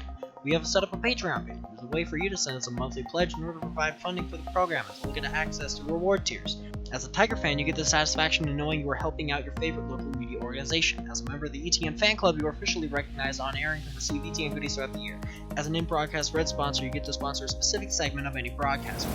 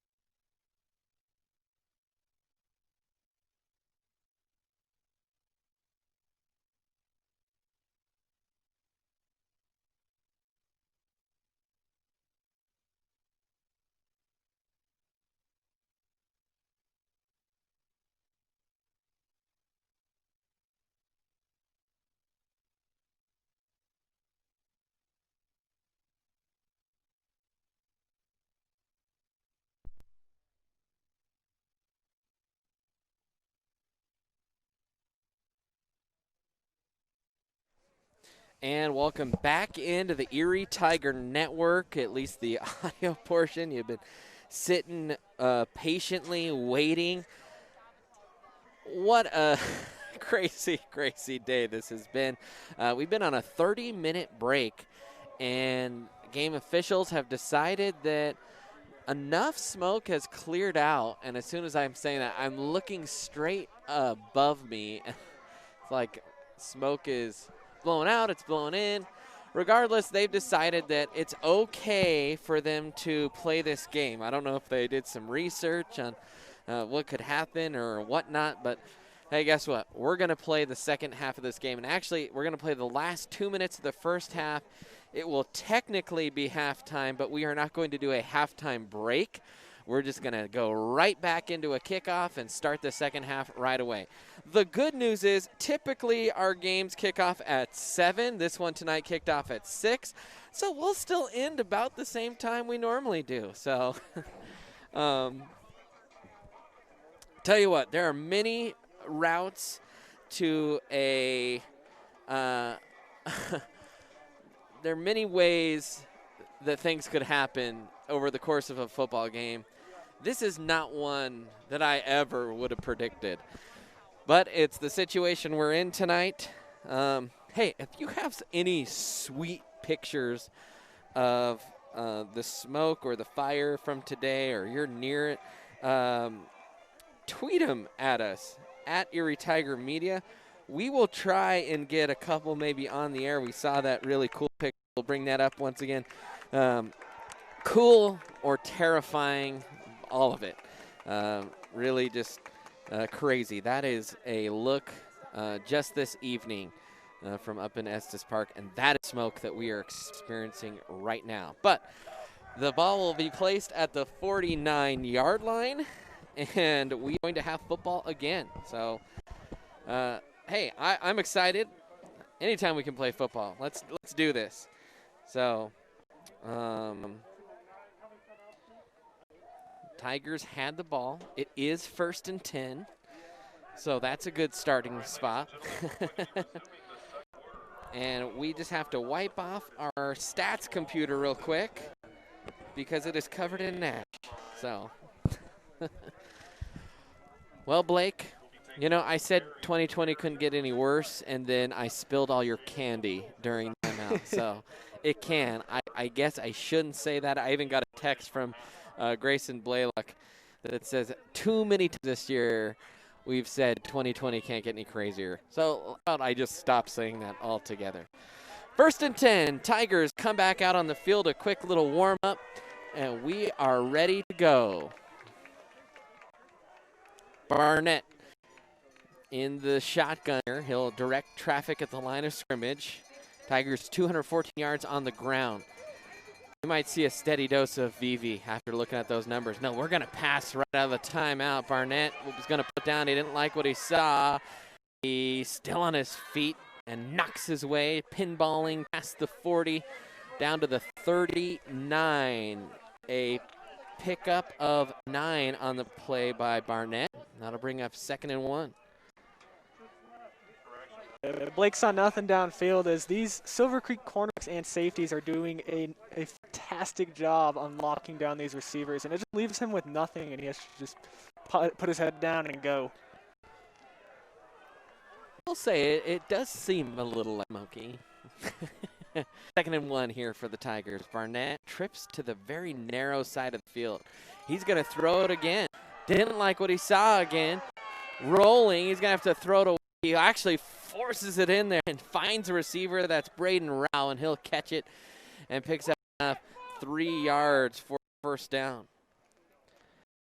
And Barnett had Oxinger right down the middle of the seam, but then the pressure got to him from his left, and he had to roll out to the right, and he still made a fantastic throw. Tigers with another 1st down. Only a minute and a second remaining in this half. So even though you just came back, can't lose track of the quarter here. Rao was able to get out of bounds. That stops the clock. Tell you what, that's hard to re-engage and go, oh, yeah, this is the situation. We're in a 2-minute drill right out of a 3-minute break. Barnett rolling. Now he'll just find his outlet pass. That's Oxiger, and he's going to take it and rumble out of bounds. And he finally gets corralled after a decent-sized pickup there of about 5 on the good check down by Barnett. Tigers have come out and they have at least dropped back to throw it 4 straight times. They're looking to be a little bit more aggressive, it looks like. Granted, the situation being under 2 minutes, but he's starting to get a rhythm going. 54 seconds left now. 2nd and 6. After the 4-yard pickup, Barnett Moovy. Barnett rolls to his right. Barnett looking, has a man. Oh, just off his fingertips. I think that was Rao. So from the very start of the game, every time that has rolled out, whenever his running back gets that seal on the right, he always has the time to throw, and there's always a receiver open. And a timeout's going to be called here. Tigers have 2, 1 timeout remaining. And while we have a moment, fans, don't forget to follow us on social media. You can find us on Twitter at Erie Tiger Media, so like our Facebook page or follow us on Instagram. And as always, don't forget to subscribe to this YouTube channel and like the video. That always helps us out. And hey, if you hit the notification icon, you'll know every time we go live on air. So So, yeah, be sure to do that. And I'm not sure if there is a lag or not. I've seen some comments, so hopefully that's not from our end. It could be. I do see a little bit of glitchiness. I'm not sure if that's because we've been trying to add some titles and stuff to the broadcast here. We'll see if we can't get that going just a little bit clearer.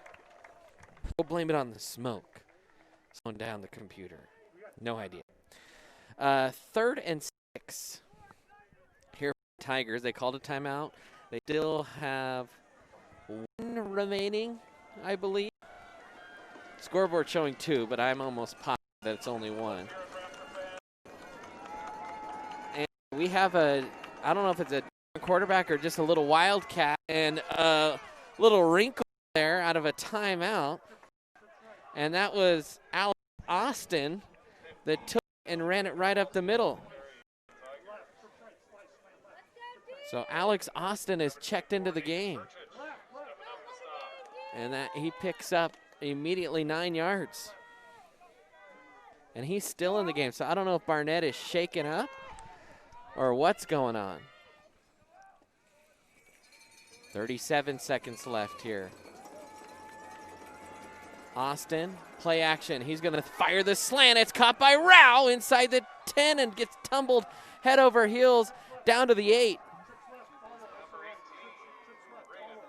So a 14-yard pass from Austin to Rao.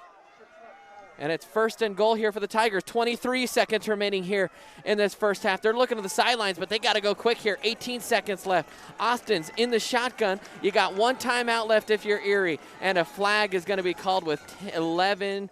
And there was 11 seconds left. If this is a 10-second runoff, now the illegal procedure on the offense. There is a timeout left, but Erie playing with fire here. And they have to call a timeout to avoid a runoff. You know, I'm not 100% sure actually if that is the rule in high school football, but either way, the Tigers are going to call a timeout. And the big question is, what the heck happened to Blake Barnett?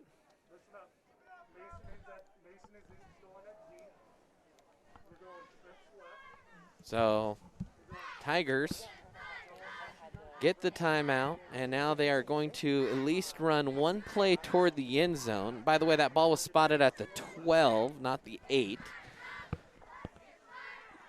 Actually, they'll call that more the 13, so that catch by Rao on the slant was 11 yards. All right, just trying to correct everything. Small crew here tonight on the Erie Tiger Network. You have our scoreboard graphic kind of hidden for a second. See if we can get our CPU usage a little better. So 2nd and 14 from, or 2nd and 10 from the 14. You know, they have the chain down, so I'm not sure what's going on. Oh, it's the penalty, you dummy. And the dump off to Nichols. He fights. Is he down at the 1? I don't know what they're calling because he wasn't out of bounds. But they stopped the clock. And a timeout is awarded is what they're saying. Tell you what, I don't think that the Tigers had another timeout. Coach Cooper called one earlier in the drive before the 30-minute break. They called one down here, and they called one. So I think they've called 3, and we're just awarded the 4th. Pandemonium here in the stadium. But with 3 seconds left, the Tigers are taking a timeout. And a nice 13-yard pickup and the first catch of the year by Gage Nichols. You know, with 3 seconds left, being on like the 1-yard line, you think you go to your best short ground play in just guaranteed yardage to get into the end zone. That way you can go into the 3rd quarter with a little bit of momentum and get some energy back from before the break. Yeah, you got to punch it in for sure. So it's going to be an offensive play and then a kickoff. So Austin still in at quarterback.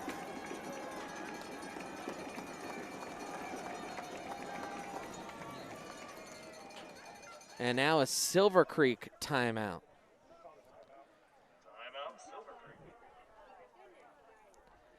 So Silver Creek's going to burn their last timeout. They want to see what Erie was going to come out in offensively so that they could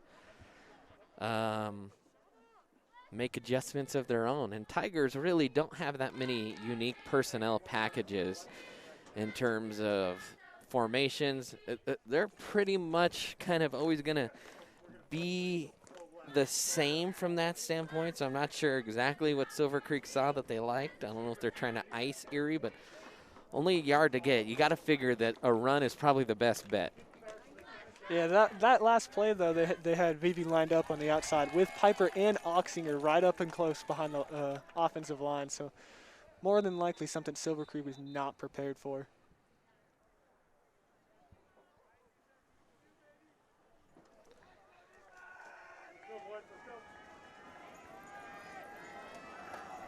So here we go. 3 seconds left here in the first half, and then we're going to have a second half kickoff right away, but you'd love to have an extra point between those two things if you're Erie. Austin still the quarterback. It's Thyssen to the near side, and Austin's going to keep it himself and run it in. And so Alex Austin punches it in from 1 yard out, and the Tigers score in the last play of the first half. There'll be an extra point, and then guess what? There would be a kickoff from Erie anyways. It's almost like it was meant to be.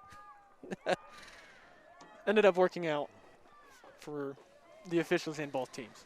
The only difference is Erie doesn't have to walk very far. They can just turn around and kick it off. They switch sides of the field.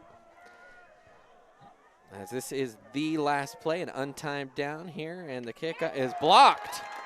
Why not? Let's just do one more weird thing here in this half. So the Raptors block that, but Erie leads it 34-20. Well, it's halftime. We'll take a very quick timeout here on the ETN. Are you looking to buy or sell a new home? Jen McGurk, an experienced real estate agent serving Erie, Vista Ridge, and the surrounding Denver area. For years, Jen has assisted all types of buyers and sellers with their real estate needs. Give Jen a call today at 303-949-3331 or check out Jen Realty online at jenrealty.com.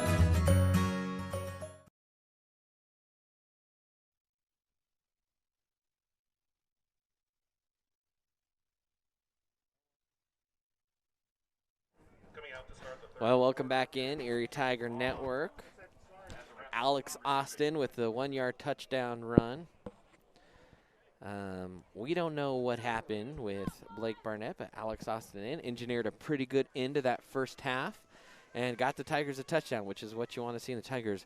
Absolutely loaded at the quarterback position. So no noticeable drop-off there, and a good job. Hey, Alex Austin, you have it. There's a timeout. Blake comes off. We were told he may have been grabbing at a shoulder, an arm, or something, and so hopefully everything okay there.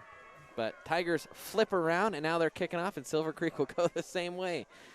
So I'm not sure I've ever seen a game with this many unique aspects to it, but we're seeing it.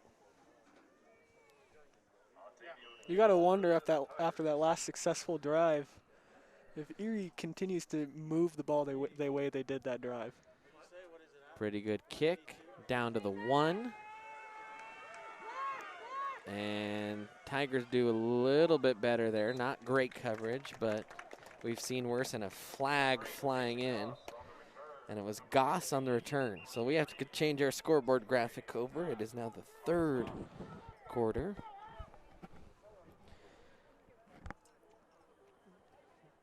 And I think this one will be on Silver Creek. I don't know if it was a chop block. It's kind of what, no, a hold it appears. Yep, it is a hold. So that'll move Silver Creek backward.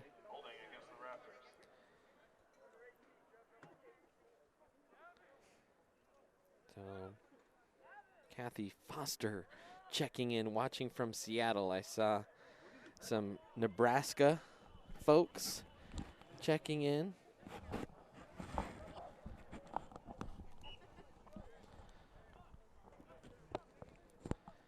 Earlier, saw Colby Arlington, a Tiger alum, starting center from last year's team. Heck, he even played a little H-back.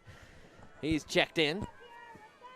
There we go. First play from scrimmage of the quarter.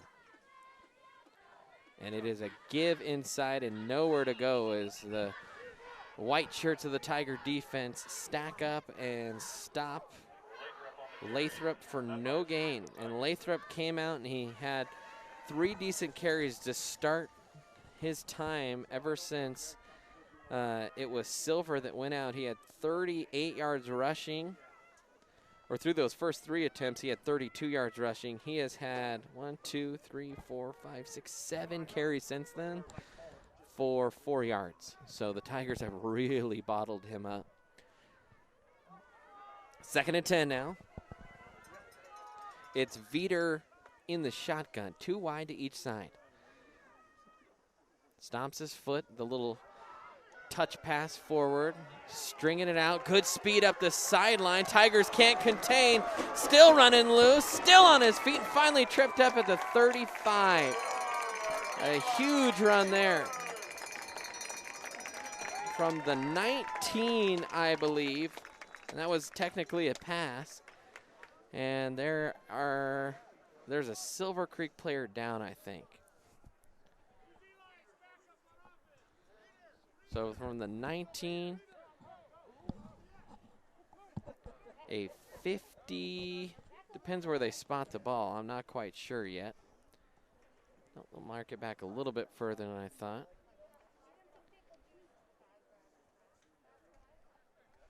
$51 yards on the, well, it was technically a pass play to Hubert, and Hubert's had a big game so far. He had the kickoff return for a touchdown. That is his 4th catch of the game. As Hubert stands up, and then he'll run off to the sideline. Yeah, Thyssen just shifted over to the strong side there, and just that touch pass to Hubert just left a gap where he used to be at the start of that play, and he was able just to take that right through. Coach Wuching last week was a little bit irritated by how the defense played in terms of giving up big plays. It wasn't really that teams just drove down the field on it. It was big plays.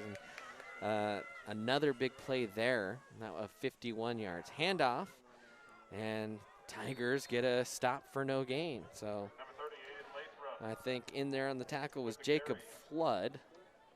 Lathrop, no gain on the carry.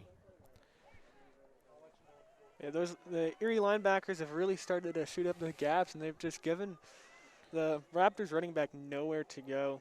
You got to wonder how the defense is going to adjust to the pass that the Silver Creek Raptors were able to find success in before the break. Wow, they actually did end up giving him a couple yards on that carry. Now 2nd and 8. Veeder, he's over 100 yards passing now after that little pitch forward there to Hubert. He'll sling this one across the middle. There's a penalty flag. Oh, a fumble! Ball's on the turf, and the Tigers think they have it, and they do. And there was a flag on the play. As we take another look at this one, I don't know if it's an illegal formation or what, and I'm trying to peel my eyes in there. And that was that Flood that just ripped it out? Yeah, Jacob Flood just ripped it right out. So how about that? Yeah, the linebackers they all blitzed, and they all got in there and pressured the Silver Creek quarterback and made a throw right into where there was 2 people, and Flood just straight stripped that from him. I mean, that was a man of a strip right there from Flood.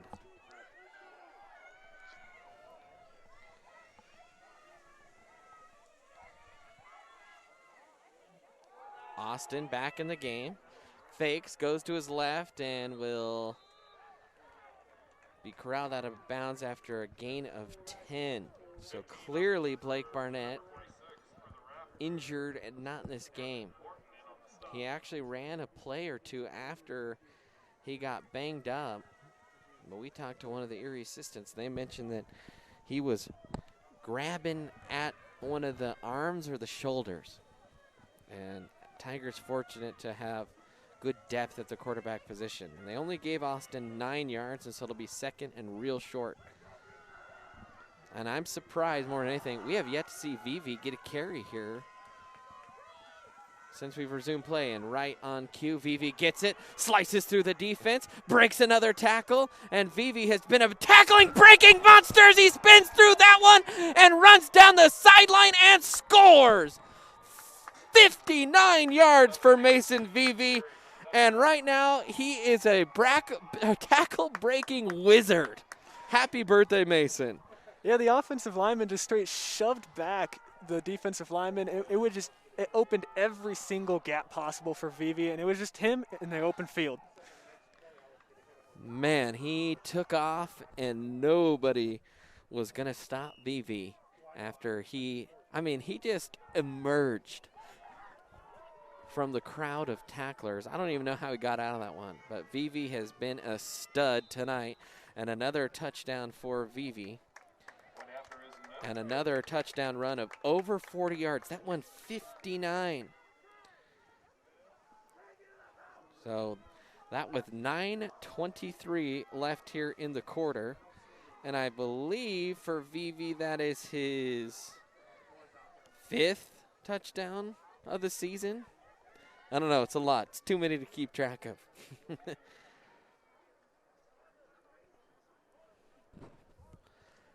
So a touchdown there for the Tigers. Vivi now 201 yards rushing on 8 carries. 8 carries. He has a run of 52, a run of 49, and a run of 59. And Coach Toof is behind us, and I like what we've seen out of the offense tonight. And we're trying to update our scoreboard here.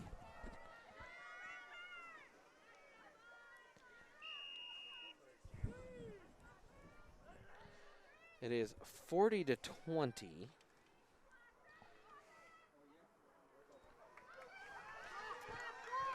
As there's another decent return on the kickoff for Silver Creek. That has been kind of a sore spot for the Tigers. The one real sore spot for the Tigers so far this year, I think, has been kick coverage off the kickoffs. And you know what, though? You got to love when you're a coach and you've been putting some numbers on some teams that there's still things you can harp on in the film room and still things you can fix. Helps players when you're blowing out teams to keep focused because you got a real good team next week in Windsor coming to Erie.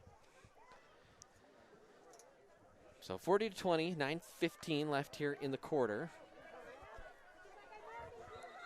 And a timeout is going to be called. They took too long, was Silver Creek. While we have a moment, fans, support us on Patreon. Head over to patreon.com/Erie Tiger Network. You can support us for as little as $1 a month. You can support us for $10 a month. You start getting swag at that level. You can have an on-air read for $25 a month. So overall, we'd love your sponsorship. At least from the Patreon perspective. If you're a business that wants to be a sponsor, you want one of these commercials, email me and I'll connect you with the powers that be that take care of corporate sponsorships in the Erie Athletic Department. So if you'd be so kind to do that, we would appreciate any support we can get here on the Erie Tiger Network. So 1st and 10 here for Silver Creek after the kick return, and the birthday boy, Mason Vivi, 201 yards rushing with 3 touchdowns, at least. I think I'm even missing one. Oh, that was the Thyssen touchdown. So So, yeah, 3 touchdowns for Vivi. Veter, hands off, a little sidestep move, and a good tackle by Flood. And tell you what, Jacob Flood has really started to make his presence felt here in this quarter. Yeah, the defense has made the correct adjustments. They're starting to send people up the gaps, and like I was saying earlier, there's just nothing there's no running game for Silver Creek right now. Yeah, they're averaging under 3 yards a carry now at 2.88, just 52 yards rushing. They do have 120 yards in the air. Very unofficial. 2nd and 8, Veter, the near hash, is going to send Hubert in motion. He's going to throw it to him. Tigers trying to jump in. Good blocking out there on the edge for Silver Creek. And there is a penalty back around where the quarterback was. And I think it might be a late hit on Erie. No, it's a hold on Silver Creek. That flag was real deep. No, a personal foul on Silver Creek.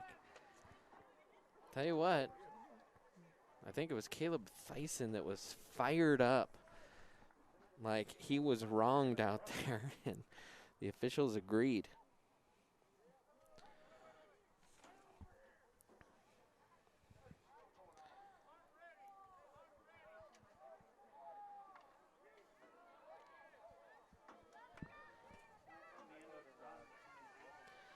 Well, it's only 8-17, but Blake, it feels like it's 11-17 right now. This game feels like it's been going on forever, and we're 8:26 left in the 3rd quarter.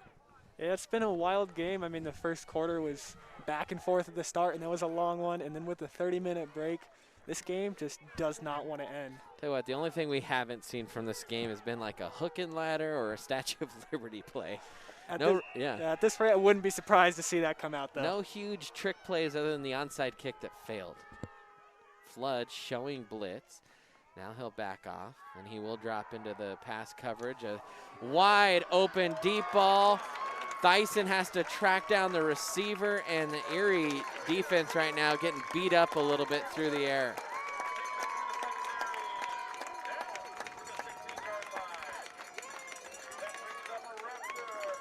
A 50-yard gain.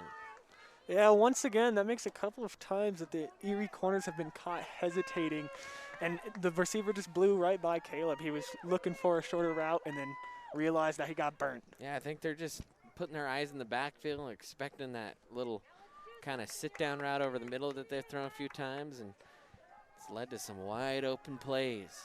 1st and 10 now at the 18 for the Raptors. Call it the 19. Veter fires. Oh, and Gus Fonseca Walker tried to get inside. Almost looked like he was tugging on the jersey. And luckily that pass just glances off the fingertips. I think that was Luke Ritters that one was intended for from Veter.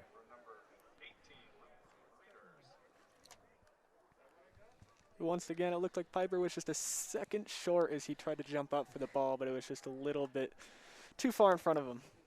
Piper, the big risk reward, and he's tried to jump some routes and just missed some interception opportunities.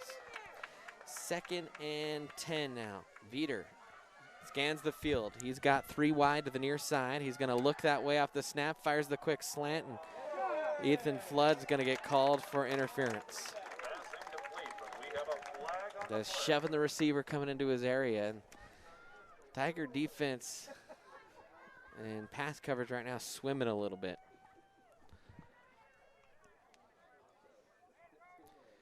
So an interference call.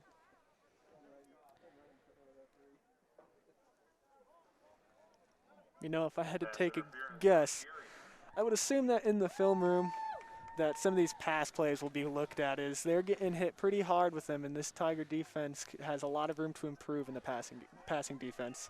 So 2nd and short, not an automatic 1st down there.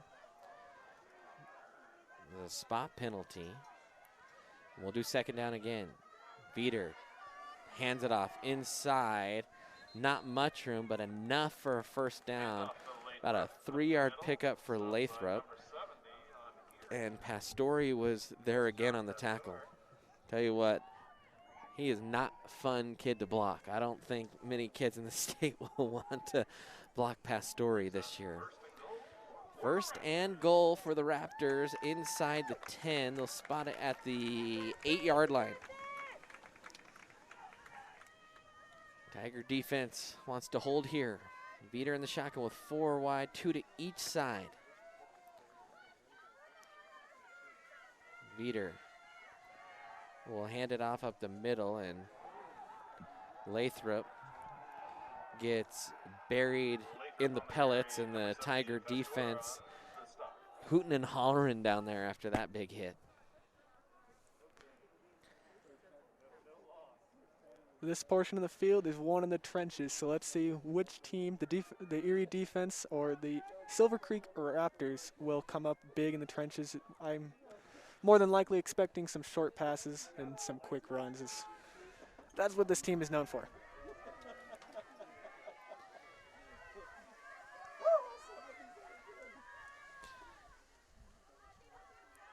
In the shotgun, it's Veeder looking, fires, knocked away. So good play defensively there for Erie.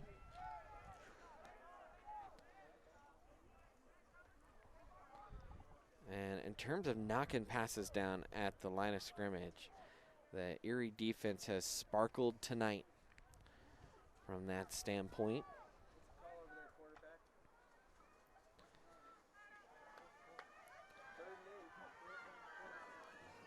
Third and 8. Third and goal from the 8. Hubert is going to get the touch pass, is going to stutter. Tigers read that, but he's going to pivot and lose yard as Thyssen tracks him down and drops him for a 5-yard loss. Yeah, the Erie defense there just learned from the past 2 times where they got burnt bad on that play, and they just sat down and just played their role, and they just waited for him to come right to them.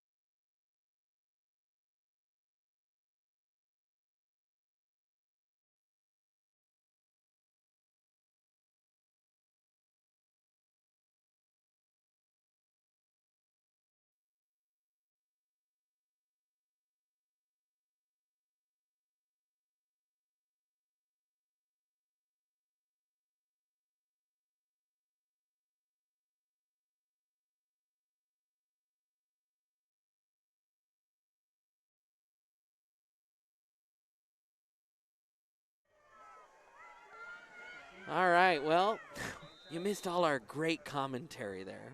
Just kidding, of course. We accidentally had a mic malfunction. So we should have audio back. Don't know when we lost it, but we lost it. I said,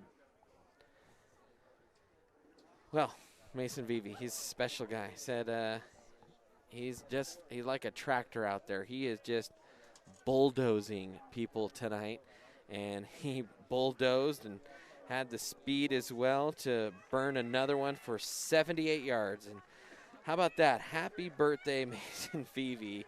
What a phenom he has been tonight with 4:26 left in this third quarter. He has another touchdown. So he has 4 touchdowns, and he has 280 yards on the ground. Yeah, that front 5 is giving Vivi quite the birthday present that a running back loves to see. It's constant open holes. And, oh, that one is a squibber that hits off the face mask of the up man, and that's been the best coverage of the night for Erie. And it's going to be a Raptor first and 10.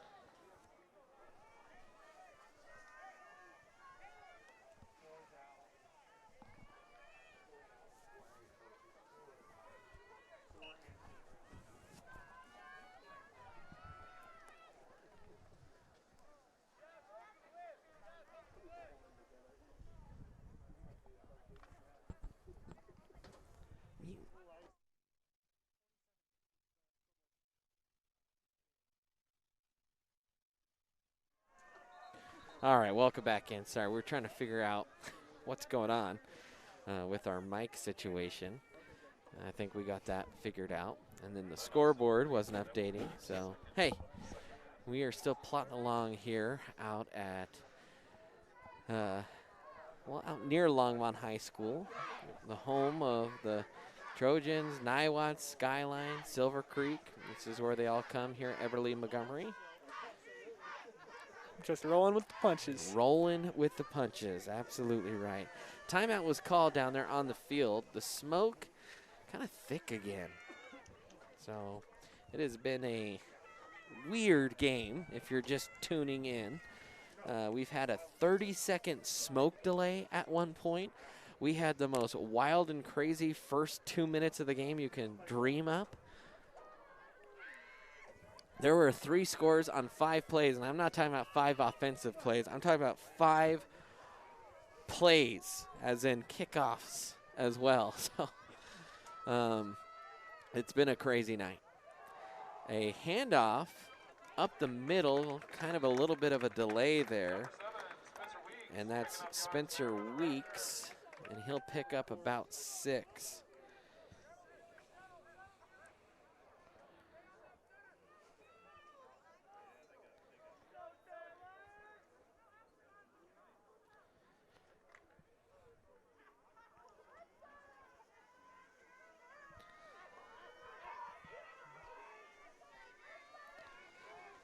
Second and 4 here.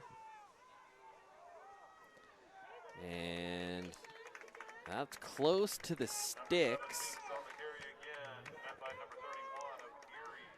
And they're gonna, I don't know if they're gonna measure or call this a first down. They're rolling the clock, they're saying it is a first down. So 3-yard pickup there for Weeks. 2 good pickups. And one of the things I think the Tigers have to take a look in the mirror here, kind of after this game defensively. I think that's a good thing, though.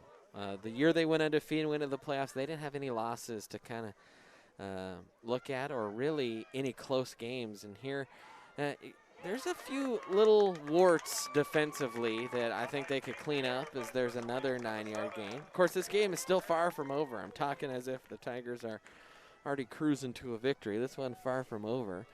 But, man, when you're up by 27 points, that does feel pretty nice. You do have to wonder, though, as the Silver Creek offensive coordinator, how long you're going to hold off on calling that big bomb and just keep running it up the gut and just these short passes.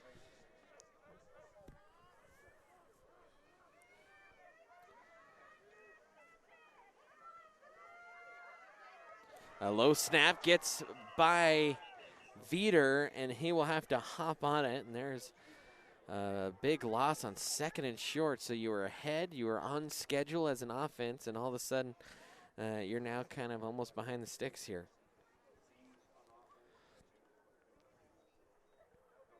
An 8-yard loss on the snap.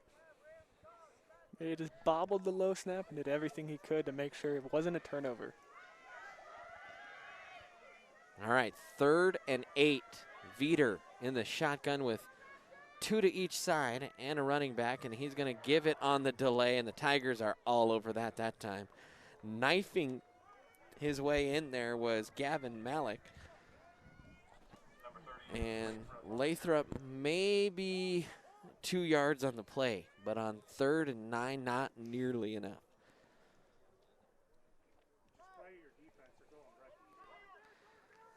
So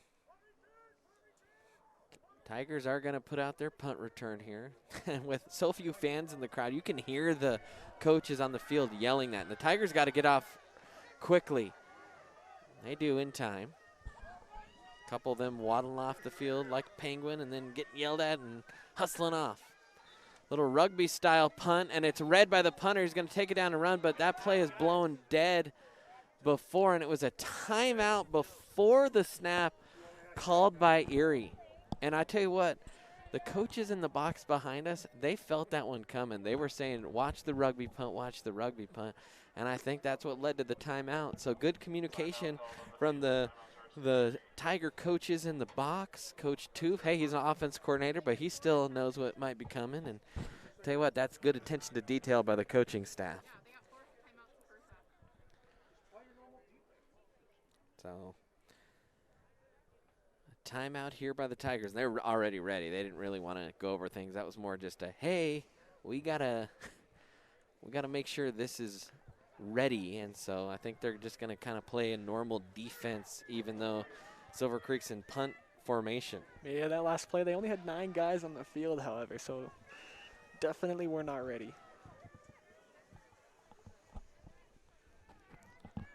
And a high snap, good catch. No alligator arms there from the punter, and gets it off, but not very far. I mean, he had a tough snap to deal with and just had to get away before it got blocked. So only a punt of about 20 yards, and Erie will take over 1st and 10 at their own 41.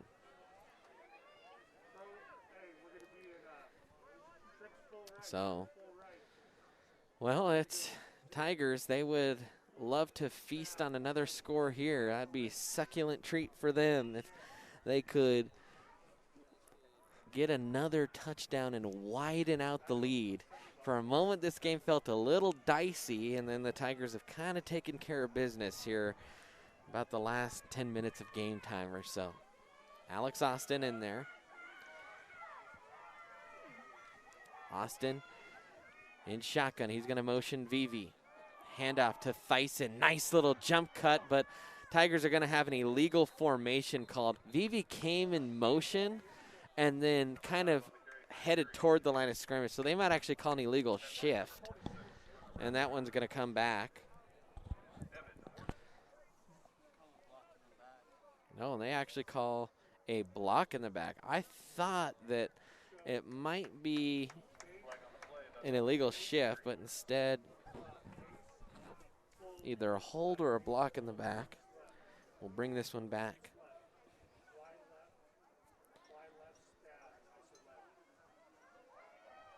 We're going to replay 1st down,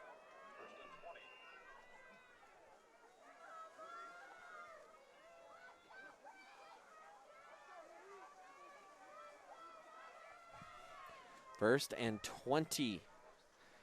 Handoff, Thyssen again. Just a head of steam and rumbles his way for 14 yards. And Thyssen, that is a good 1-2 punch between Vivi and Thyssen. And man, Vivi having himself a night. He's only 20 yards away from 300. Tigers 394 as a team. I couldn't I could not imagine being a defensive coordinator preparing for Erie. That has got to be a nightmare. A lot of weapons on the field. Austin's going to throw. Didn't like what he sees, so he's going to bring it down, and he gets pelted out of bounds after a 2-yard pickup. Austin looked deep and then just didn't like what he saw.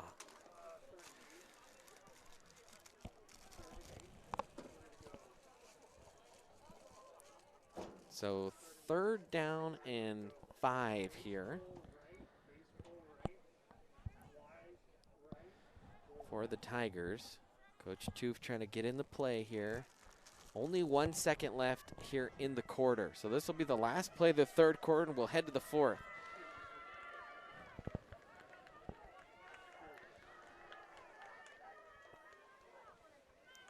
Handoff up the middle, Thyssen again, and man, Thyssen gets north and south fast, and he's breaking tackles and finally spun down to the turf. Good gain for Thyssen. 23 yards on the pickup for Caleb on the last play of the quarter. And at the end of 3, the Tigers lead it 47-20. We'll take a quick timeout here on the Erie Tiger Network. Are you looking to buy or sell a new home? Jen McGurk, an experienced real estate agent serving Erie, Vista Ridge, and the surrounding Denver area. For years, Jen has assisted all types of buyers and sellers with their real estate needs. Give Jen a call today at 303-949-3331 or check out Jen Realty online at jenrealty.com. Front Range Landfill puts all your needs in front of everything else. Front Range Landfill won Erie Chamber of Commerce Business of the Year Award, as well as being featured on national television. We are very proud of our facility, and we welcome the opportunity to address your disposal needs. Our focus is on customer service. We strive to achieve easy and rapid access in and out of the facility. We feel certain that we will exceed your expectations of your solid waste disposal requirements. Choose Front Range Landfill for all your landfill needs. You will be pleased.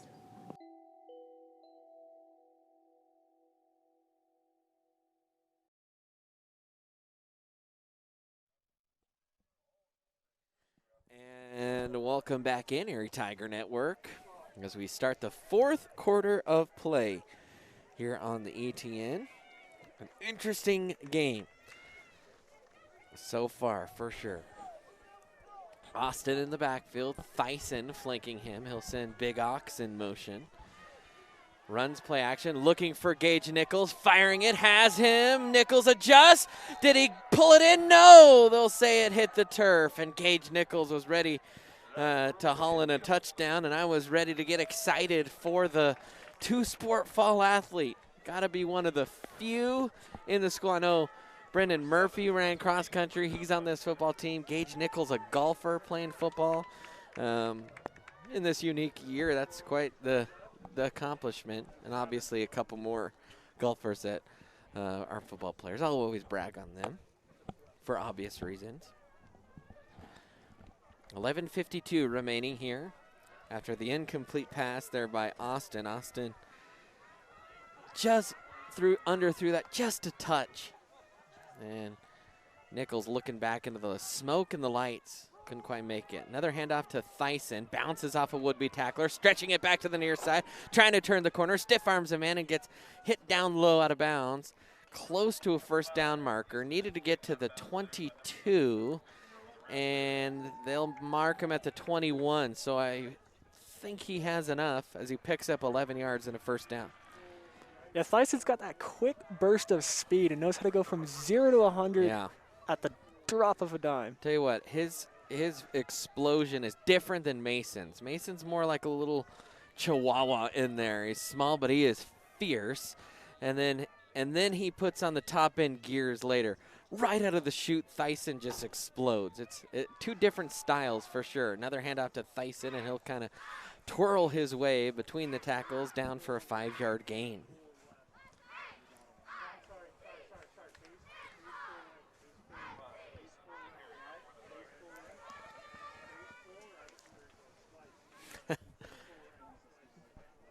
Grayson Blaylock texting in saying the speed and speed combo. Yep.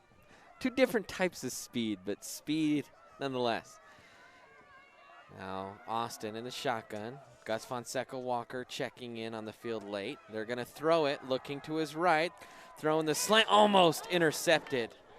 It was intended for Rao. He actually had the underneath man in Eager open, but a good jump there of the route defensively and almost picked off. Starting to get a little smoky again, folks. It kind of cleared up a little bit, and it is picked up in terms of the smoke level.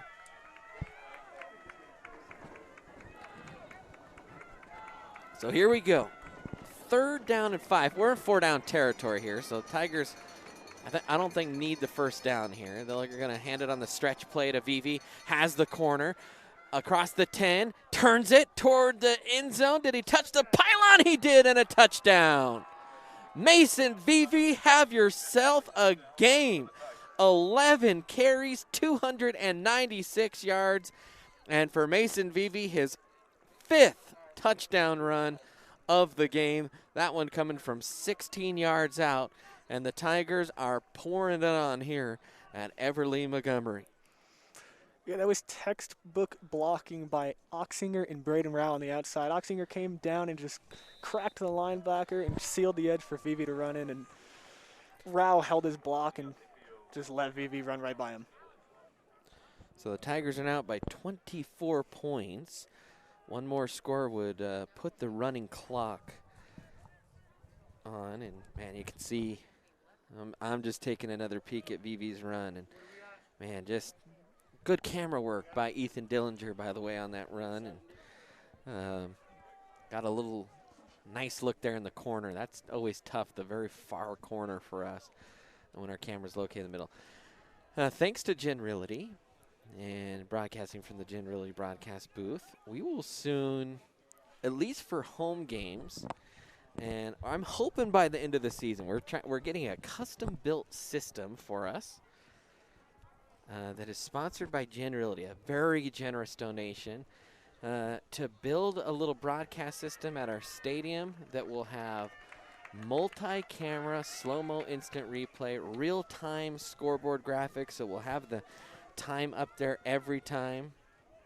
And, yeah, that will be slick and fun for us. A little bit of a learning curve for us at first. We have to learn the new software and all that, but we're excited. A little poocher. That's going to be dropped. And a good little return by the up back as he gets it up to the 37. You know, they always talk about how the linemen are always overlooked as they don't ever get their number called. But tonight, it can't go unnoticeable how good of a job they're doing, just opening up every hole for the running backs to run right through. Man, as a running back, you got to be more excited to run behind this offensive line than a cliff diver at Casa Bonita. It has been that kind of excitement level, I think, when you're running behind this line. Hey, I think if I were a cliff diver there, I would be excited.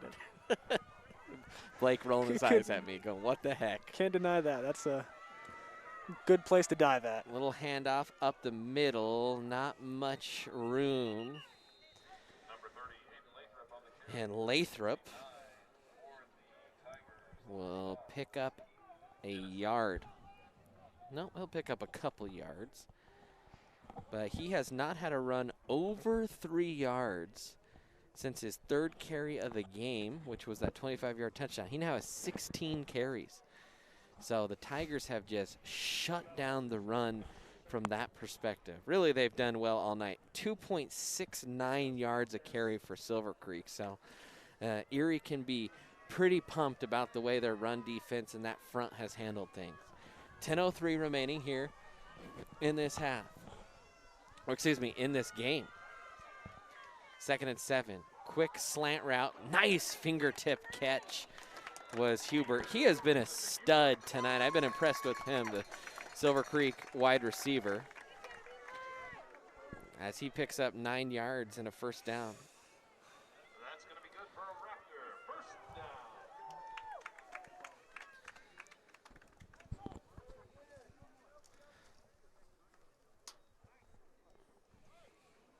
So 1st and 10. Stay hydrated, folks, with this smoke. My goodness. You got to wonder how this smoke will affect games in the future, Yeah. not just for Erie either. Yeah. Especially the teams up in Fort Collins. Yeah, there are going to be games tomorrow. Man, it has been a year, that's for sure. I'll stop hitting on that, but I don't know. It's hard to really describe even how brutal the smoke is out here. A bobbled snap. Veeder had to corral it, and then a wave of white jerseys came in. I think ultimately it was Jace Onstad that got to him. The loss there of about 9. That hurts the rushing total.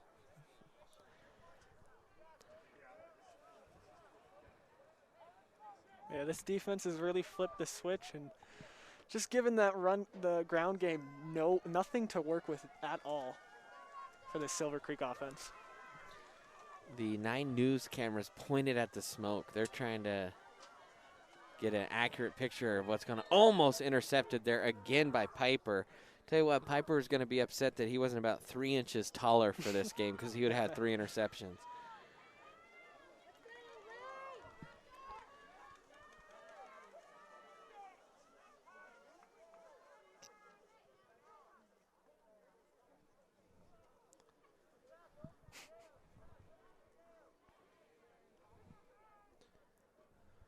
So 3rd and 16 here for the Raptors.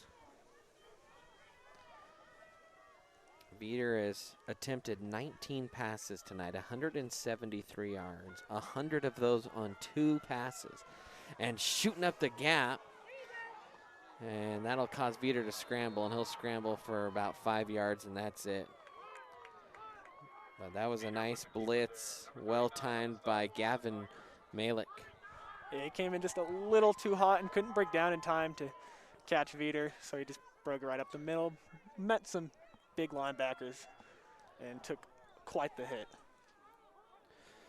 4th and 12. I think Silver Creek content to punt. Tigers, if they do score, they'll have running clock. And if you're Erie, I'm not sure. Look, Mason's had a phenomenal night, but I'm not sure you need to send him back out there, as this game is well in hand now with only 7 minutes and 50 seconds left. You have players basically choking on smoke here. There's a delay of game, by the way, for Silver Creek, so that's going to back them up 5 yards.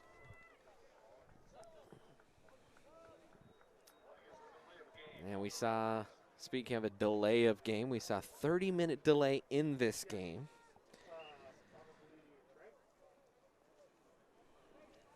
This is one of those weird moments where you have a beard, you go home, your beard's going to smell like you were by a campfire.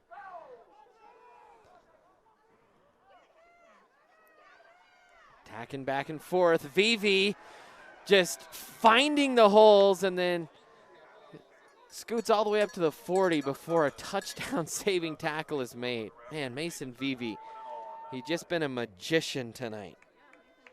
Yeah, even while picking up the ball and stumbling right afterwards, he still manages to escape 6 Silver Creek defenders and just break it through. Just have a little one-on-one with the punter in the open field. So many accordion-like runs tonight, just inside, outside, back inside, just a beautiful thing to see.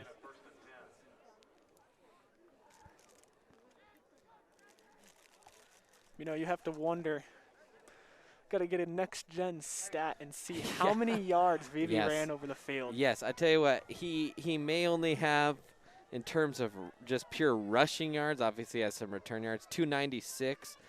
But in terms of where those runs went, inside to out, sideline to sideline, man, it feels like he's run for 1,000 tonight. Little handoff up the middle. And I don't know if that was Trey Kana that's still rumbling through there. Oh, my goodness, Trey Kana will not go down.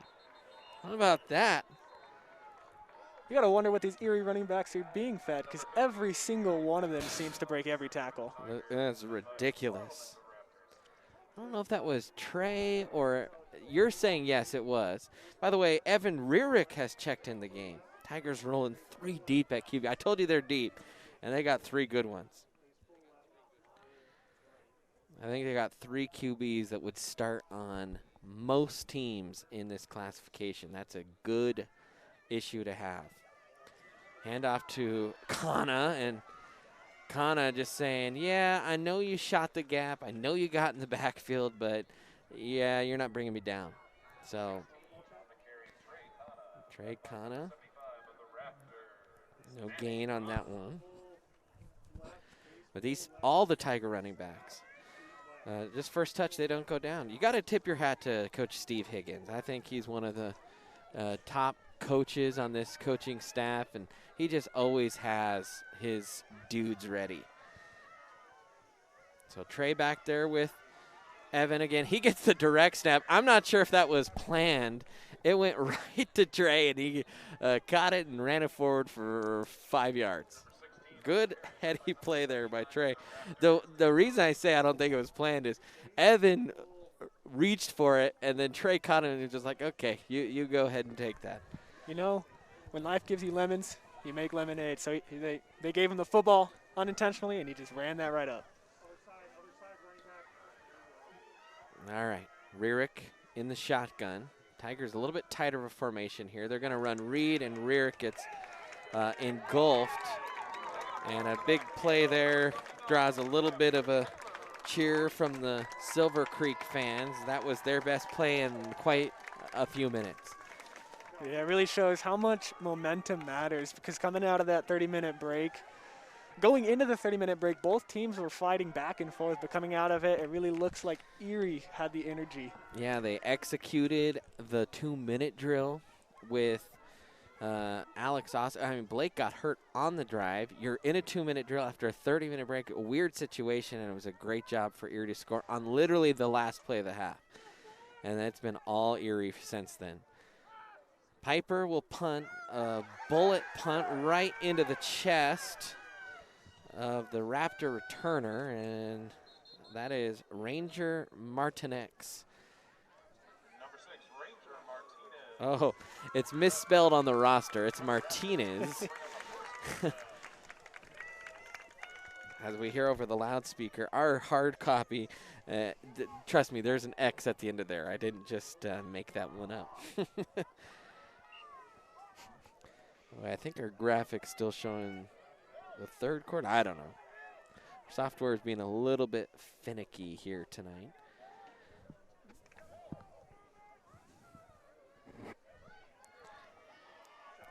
At least this Erie team can say they are ready for anything after this game. We will dub this game the 2020 Smoke Bowl.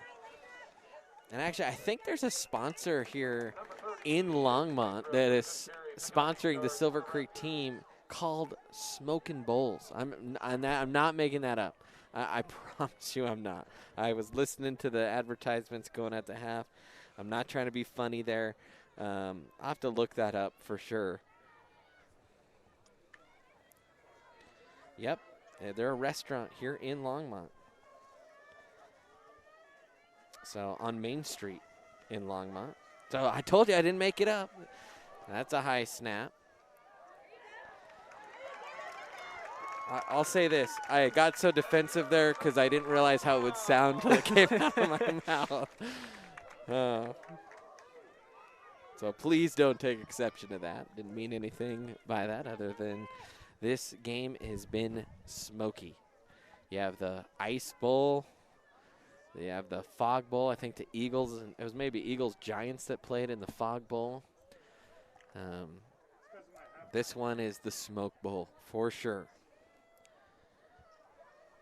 It'll make for quite the content on 9 News as well. Yes.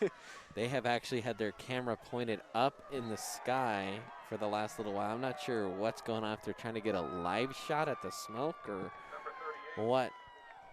Gotta wonder if they're looking for a time lapse just to show how much smoke really is coming in, because it is absurd. Just looking up, you can see it. clouds of smoke. Well, a lot of second unit guys in there for Erie. We'll try and name some of them. Caleb Foster's in there for the Tigers. I see Jaden George out there at corner. We'll keep going down the list here. 2:53 remaining here in this game. Snap. Veeder misses the man on the out. Andrew Nazarenas is in the game. Logan Gilmore is in there for the Tigers. Let's see, who else is in there for Erie? Oliver Smiley is out there. No Oliver.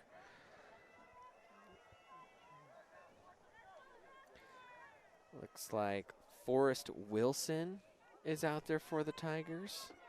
Mason Hill is out there for the Tigers. I see Lucas Booth out there for the Tigers.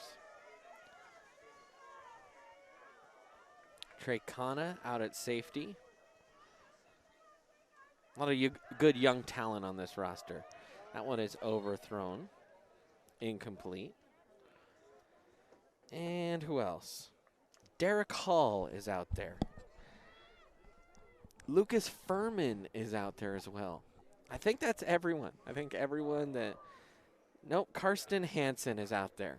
The younger brother of Jasper Hansen, who is banged up, has a banged up ankle right now, not suited up for the Tigers. So good to see one of the Hansens out there.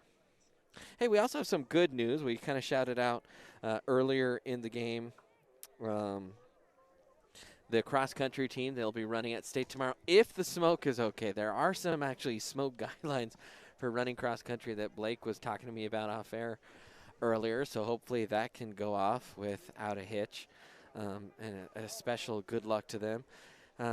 We got word that we will be able to stream pay-per-view for the one-act plays, the theater performance coming up in the Erie Theater Department, and that's really exciting because you got to get special permission to do that. So Mr. Wright's going to have that, and that'll be nice. I know a lot of you never got to see the great work that was done by Fiddler on the Roof and those crews, and that's seeing Jasper's younger brother made me think of that. Stepping into one is Veeder, has a man and making a great catch. Once again is Hubert. He has by far been the star tonight for the Raptors.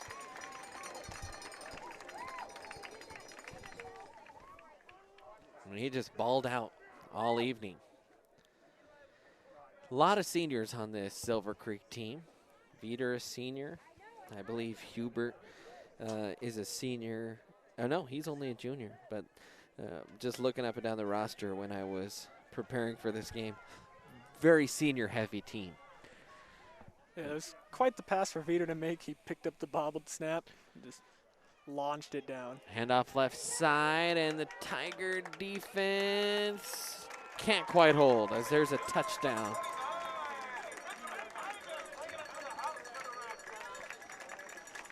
So a touchdown there for Silver Creek.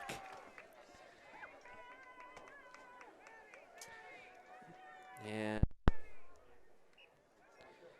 we're having a couple computer power issues, and we don't want to, I know there's not much time left, but there's 2:29. We don't want to lose you. So we're trying to make sure that we will finish this broadcast, because our computer is losing power. And why am I telling you all this? Talking out loud. It's just what you kind of do when you have a short crew. Give them the full. I'm giving myself directions. That's what I'm doing. There's the snap. Hold. Kick is up, and it is good. So Silver Creek able to make it 54-27, but 2 straight games for the Tigers this year of 50 points. Tigers last year, offense struggled just a little bit. If their run was shut down, man, they struggled. They kind of struggled to move the ball a little bit against Fort Morgan, and then you saw the nice end of the season there to win the league championship with Gavin Mendoza and Mason Vivi on that great touchdown pass. But There were a couple times where Erie kind of struggled to move the ball, and it just seems like they are clicking with this offense. And a big difference, the offensive line this year, experienced, talented. Coach Cooper mentioned this might be the most talented O-line he's had, including that O-line that made a run to the state title game. That was a pretty good O-line. But in terms of just quality across the board, Coach Cooper really likes this group. And Coach Cooper's he played offensive line, Broomfield High School. He played offensive line in college. You wouldn't know it from the shape he's in now. Good on you, Coach Coop.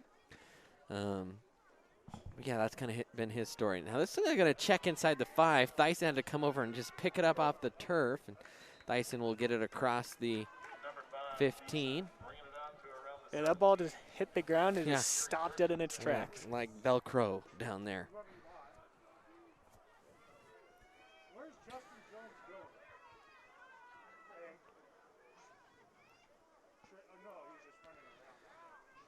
So 1st and 10. And I tell you what, they're not going to call this game because it's going so late, but the smoke has it has gotten so much worse in the last 10 minutes. It is hard to see all the way across the field. It's kind of hard to see the houses just outside the stadium.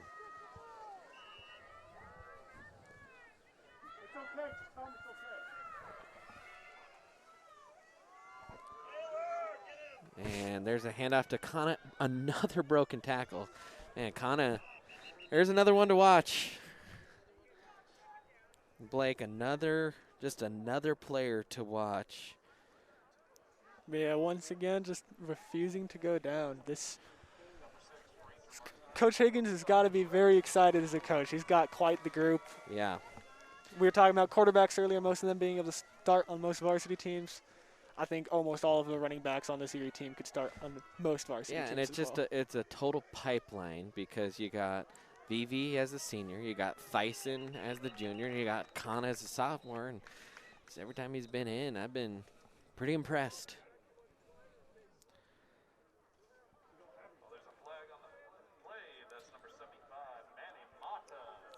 Flag out there.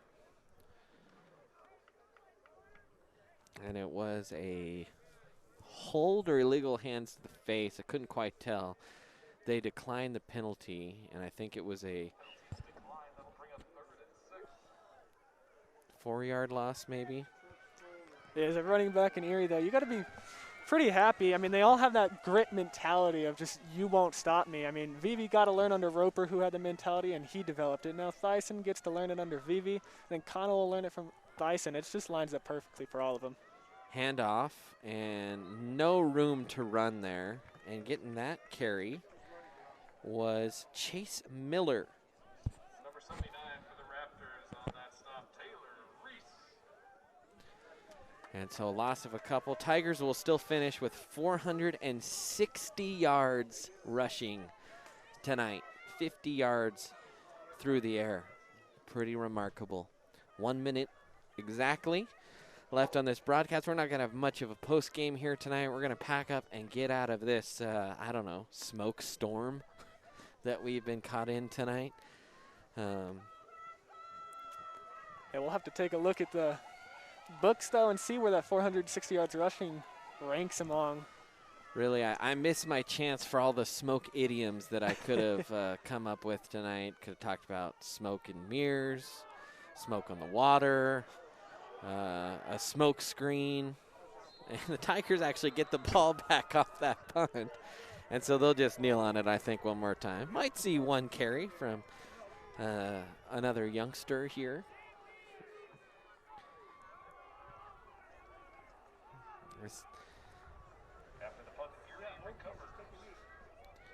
Yeah, this Raptors team definitely showed lots of potential throughout the game. It was just they kept making mistakes that were costly, and they kept shooting themselves in the foot. So as the coach, you definitely got stuff to look forward to, as there's a lot of potential with this team as well.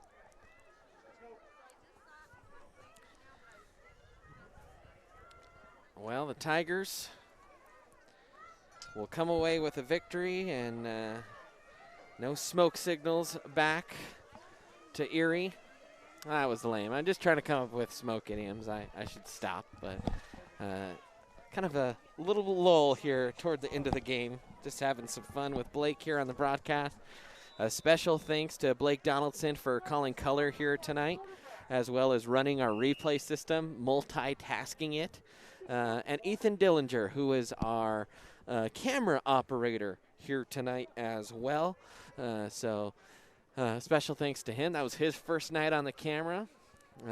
As we roll through different Erie Tiger students doing camera work, and they've done a pretty good job this year, have the Erie Tiger Network students, so props to them. And there's a snap and a kneel down from Austin, and that will do it.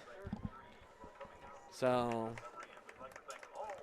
the Tigers win it by a final score of 54-27. An interesting night, lots of early scoring, lots of weird moments, smoke.